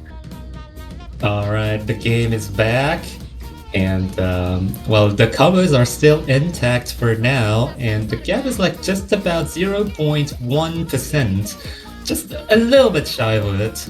Just keeping the advantage stable for now on Tunnel's side, but just gotta not blink right now because like there's still a third of the map left, and if Tunnels drops anything here, the lead will go to Parasol Tree. Hang on, actually we are experiencing a little bit of a desync right here. So the score is actually going to be alright, we are gonna panic a little bit. Bring things back up to speed. And actually, yeah, the score difference has shrunk a little bit, but I don't think it is enough. Too little, too late. Both still managing to get that coveted 990k score. Toenails though, look at that, almost 994k flat. Yeah, just 1 point away from the 0-0-0. 1 point away from the jackpot. But what Toenails is going to get is the second point of the match, 2 out of 5. And definitely showing how comfortable they are on the Arana 32 map pool, in terms, both in terms of like pure ratio, but also in terms of 200 count, which is what is going to earn their point compared to Parasol Tree. So Parasol Tree definitely has to investigate other avenues of getting points, and one of those avenues is Wildcard 2. Wildcard 2, why do I? As in, why do I pick this? You know, that's a good question. That's a good question. I feel like this pick is more physical than the picks we've seen so far, and I'm interested to see what it does to Toenails, but I feel like it's not quite physical enough for Toenails to stumble. But we'll see. Yeah, we are still in the early game right here. We aren't really going to be seeing people physically getting physically challenged by the map pool at this kind of stage. Yeah, I would say actually round of 32, Toenails is a very, very dangerous player to go up against, regardless if you're a higher seed, precisely because of what he is capable of in the early game. But in any case, Parasol Tree is actually going to stay in the 99.8% territory here, which is just towing Toenails right now. And right now, Parasol Tree, for the first time in the match, is going to take the lead. Yeah, so it does look like with a little bit more density, a little bit less focus on the releases like we saw in coordination and technical. This is something Parasol Tree might actually have a seriously good chance on. But definitely still within striking range for Toenails to pick up on any sort of slip up that Parasol Tree might provide them. Yeah, right now they are virtually tied. It is 99.82 versus 99.81. We might as well be at 82, and here we are, 82 on either side. Parasol Tree just climbing up a little bit faster than Toenails is. 2/3 of the way through. Everyone is still going to be holding focus. No, wait. Oh, okay. Yeah, thank you, Bantu. You saved me from committing Casa's curse. Yeah. Just a jump scare. It was just a jump scare. It was just a test.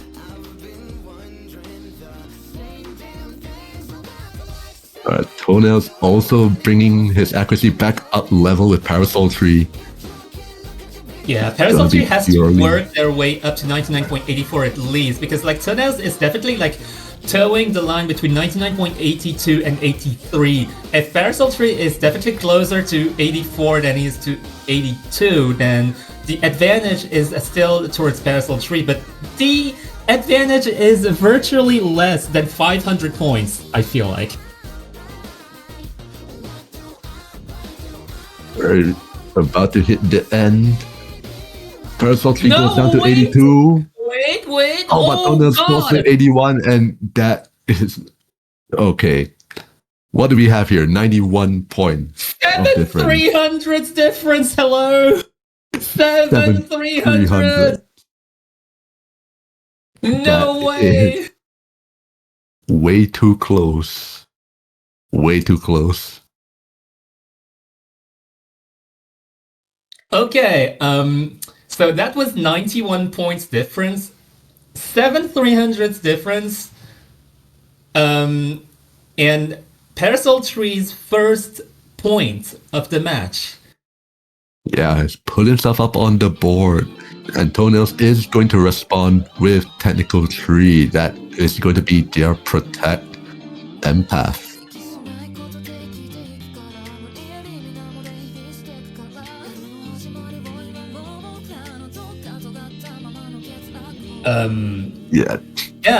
If the other points are going to be as close as this one, this match is actually terrifying. Extremely terrifying. Because like Empath is like definitely up there in terms of physicality, but I feel like Toenails is definitely comfortable enough to handle Empath, so that's why the Protect went here for Toenails.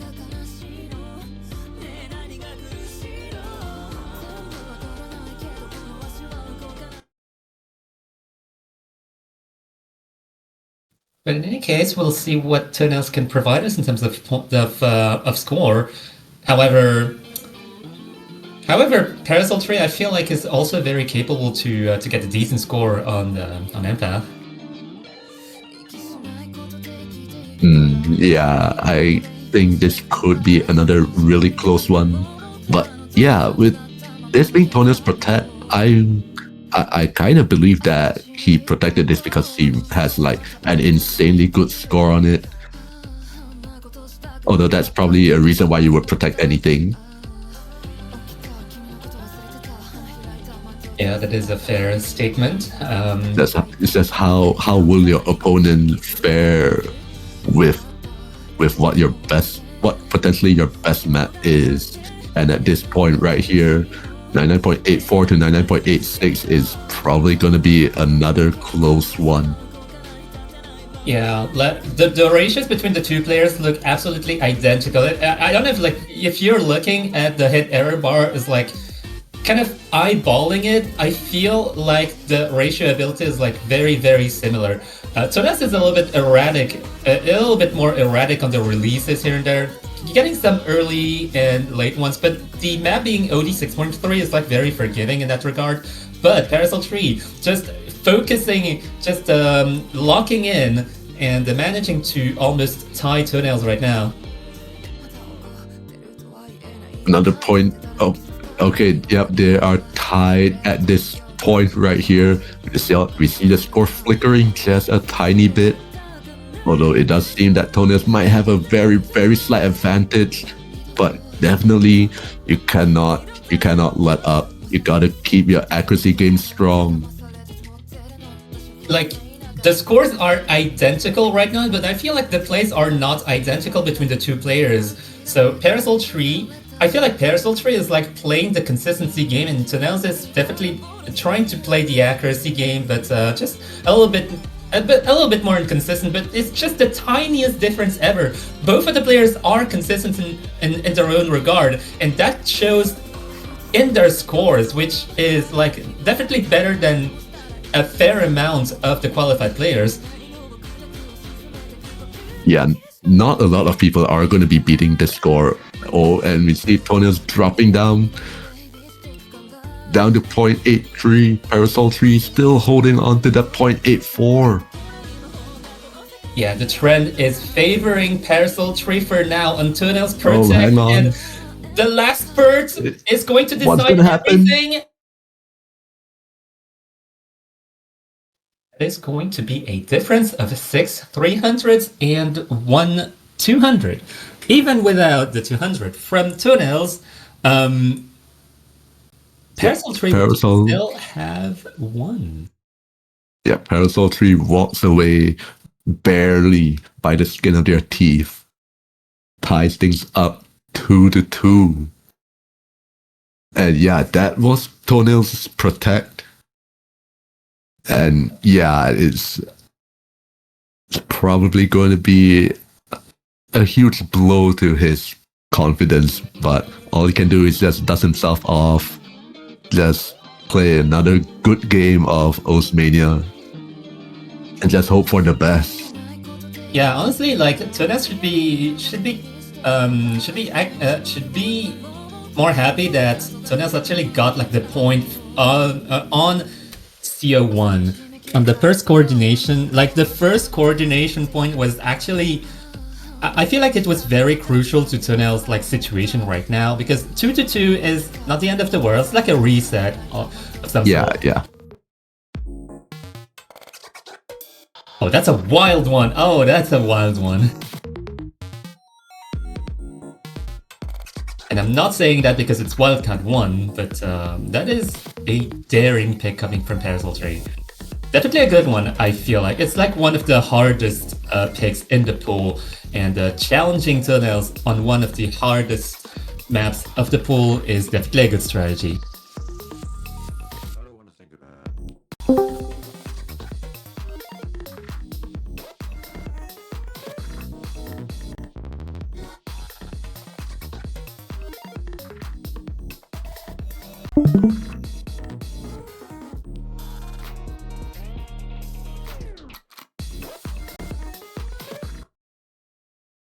Hey, we go in wildcard 1, DNTNK by Super Tony. Apparently, it's pronounced Don't Think, Just Feel. Down tank.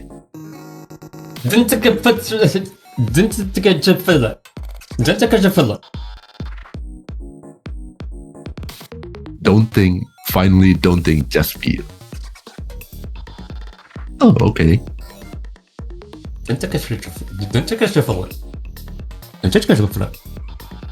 Donut, yes.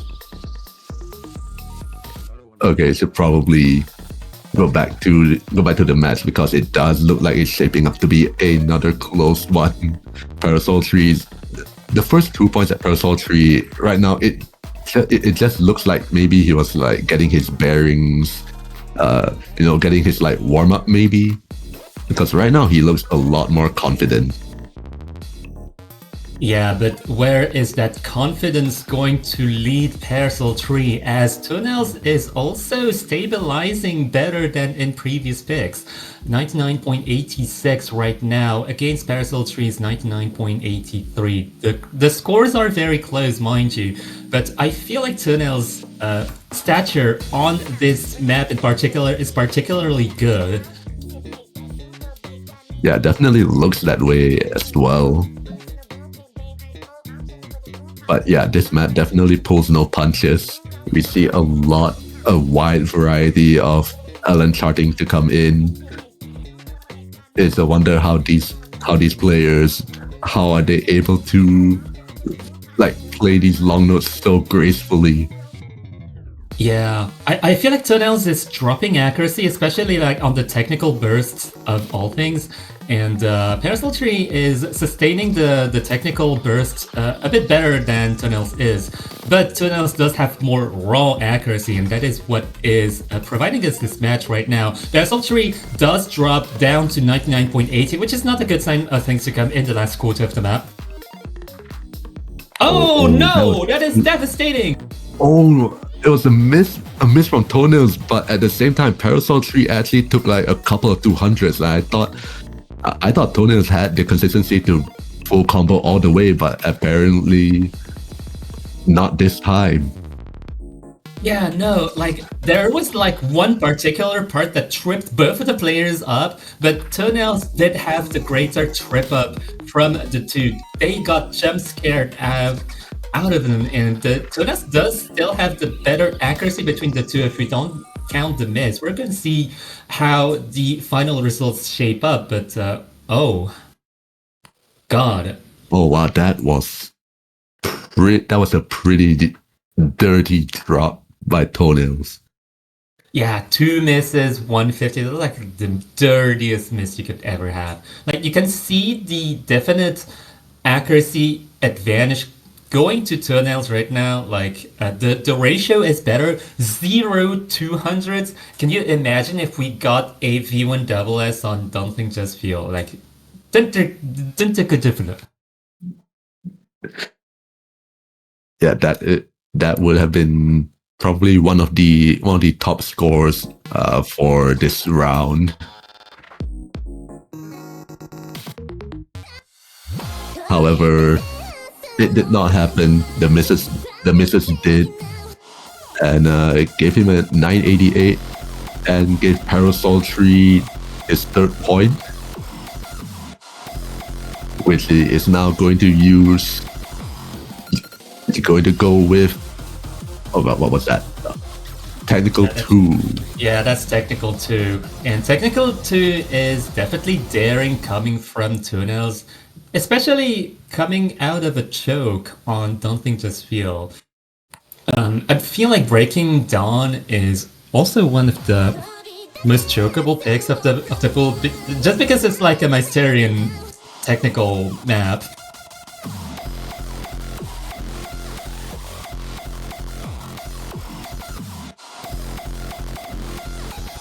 But let's see how this pick pans out.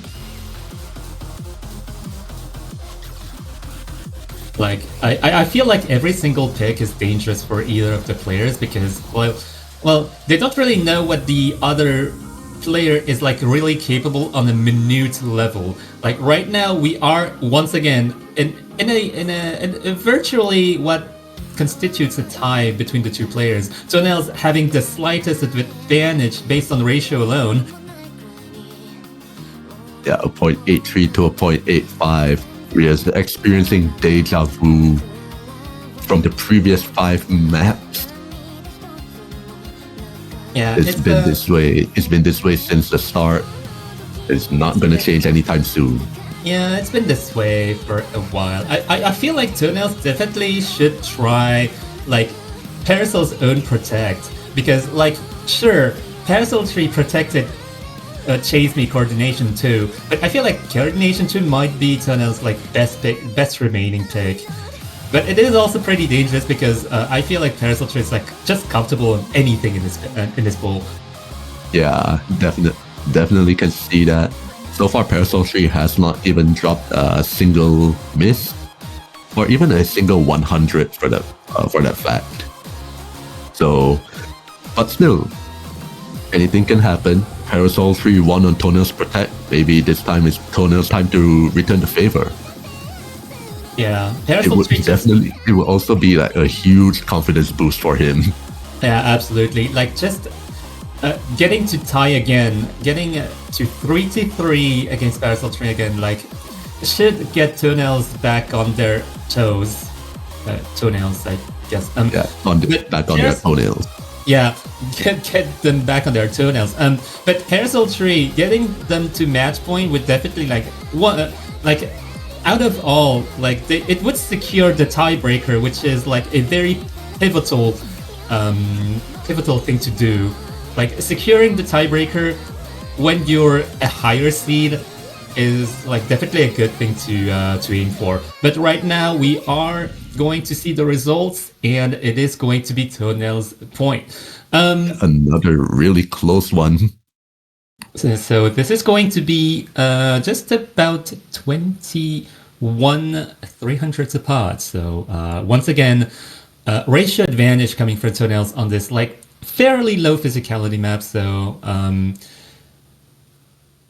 yeah, so not too much of a surprise, but it is still an incredibly close match between the two, and it is reflected by the actual standing of the match itself, 3-3 between the two players. Yeah, 3-3, and right now, who do we have? Next pick to Parasol Tree. Oh, picking Coordination 3. He actually might not even go with his own Protect. Yeah, I feel like Parasol Tree is avoiding Coordination 2. And Coordination 3, while Coordination 2 might be the worst pick coming from Parasol Tree, Coordination 3 is a decent pick because it is very chokeable in terms of shield patterning and just general focus that this map requires. Yeah, shields in general, one of the harder patterns to hit consistently, I would say. But that's just personal experiences. These players, they probably eat those for breakfast and lunch and dinner. Yeah, gotta love those noodles.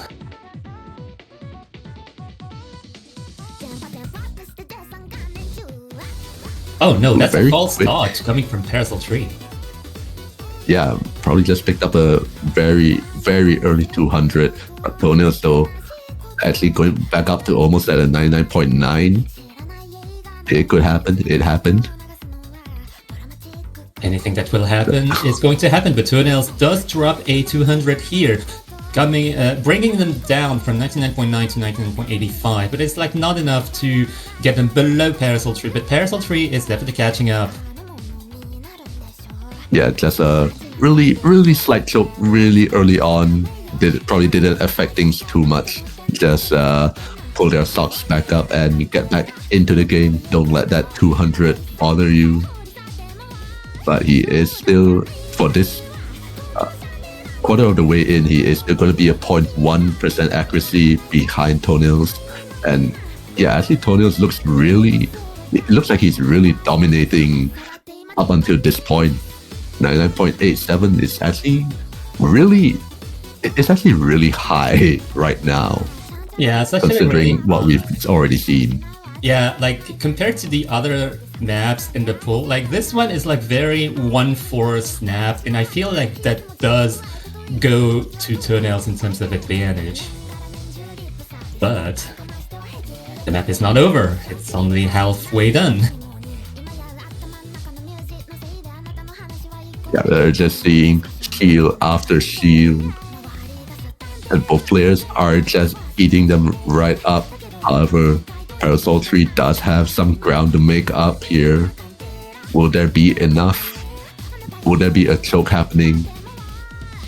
I feel that up until now, the shield patterns have been pretty consistent, and if both players are hitting them without much problems in the first half, I would say that the second half is not going to pose a problem for them as well.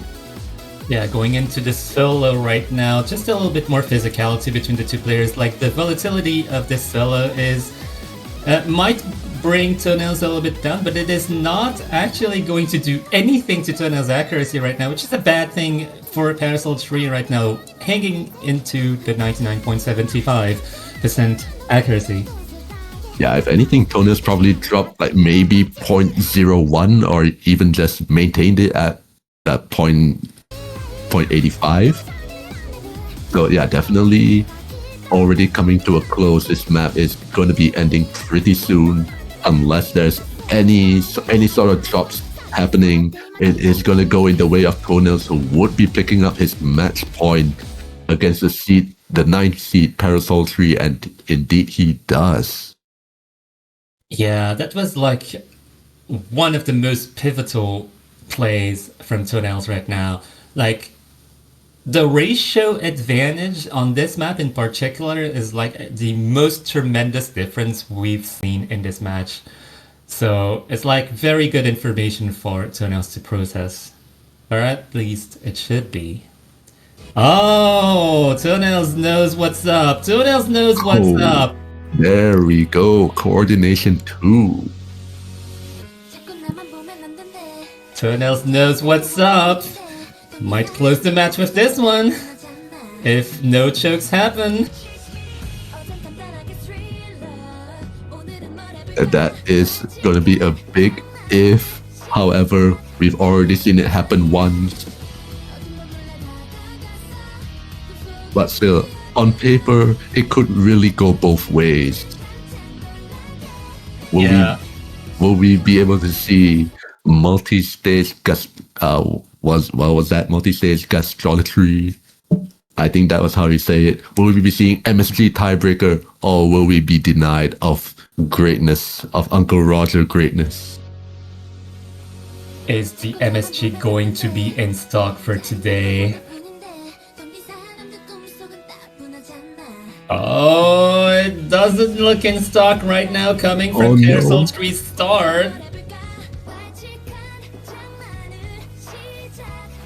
This match might end up with not enough flavor. Yeah, please, I need it for my ramen, please. Oh wow, 99.9 from Toenails, quarter of the way in before we hit into the chorus. We stand K-pop. That is a dangerous pick for Toenails to be sustaining, but Parasol 3 does drop a 200 here.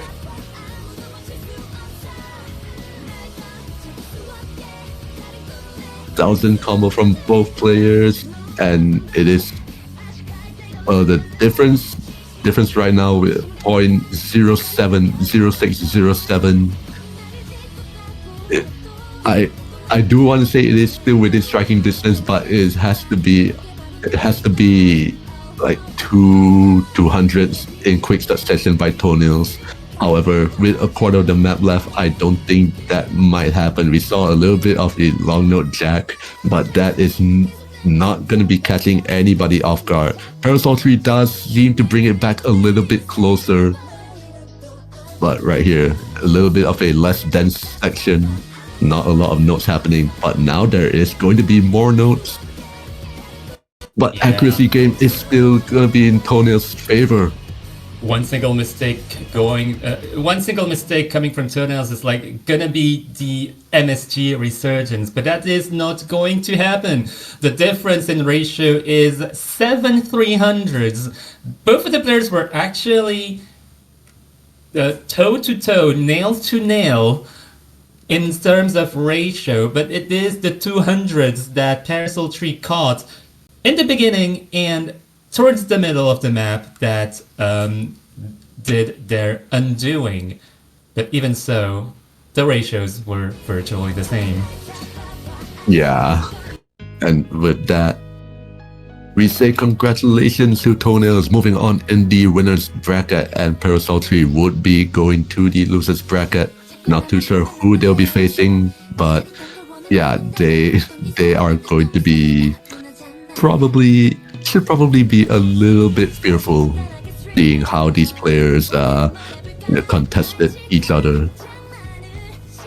Yeah, honestly, like this match was probably like most likely the closest match we've seen all tournament in like a very interesting way. And I do feel like Tuna's going into round of 16. It's going to be interesting to watch because between Parasol Tree and Toenails, I feel like Parasol Tree definitely has like probably the most like late game potential out of the two. And it is also like to prove themselves that they can still sustain round of 16 despite like the difficulty bump. I would say Parasol Tree's skill ceiling is probably going to be a lot more higher than Toenails. But yeah, with this being round of 32, physicality isn't challenged as much. It's more towards the accuracy game, especially by players of this caliber, and for this one, Toenails came out on top. Yeah, so a quick update to the ongoing matches on the side. So Osmania Gamer and Younghong ended up at a 5-0 for Younghong. The other match might still be going. I'm gonna take a look. It is still going on. It is actually a 3-4. I don't know if we're gonna be able to. Yeah, I don't know if we're actually gonna be able to switch to it. But I feel like switching matches is a lot more difficult with our streaming system right now, as it is with a regular like laser setup. So understandable. Yeah, like heads up for the streamer. If you want to switch matches, you have to like edit the underscore stream YAML thing, like change the match number there, restart the command thing, and relaunch it, and I think it might work. But you also have to be at ref for the chat, so it's like a lot of logistics behind the scenes, you know. But in any case, I do think it's like a little bit difficult to figure out on the spot, especially if people are still getting familiar with the streaming setup. So I guess we'll be closing right now.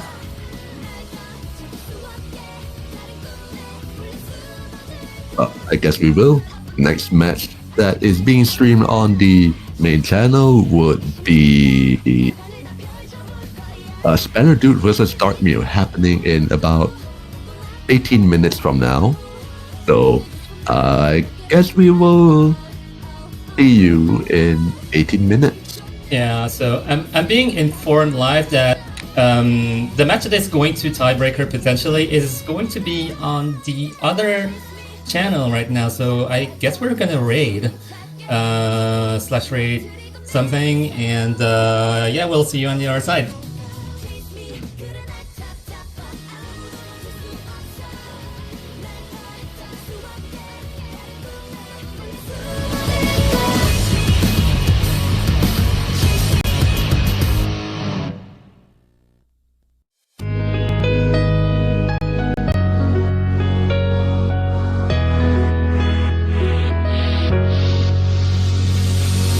자꾸 나만 보면 안 된대.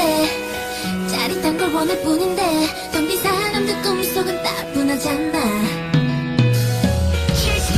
어젠 간단하게 street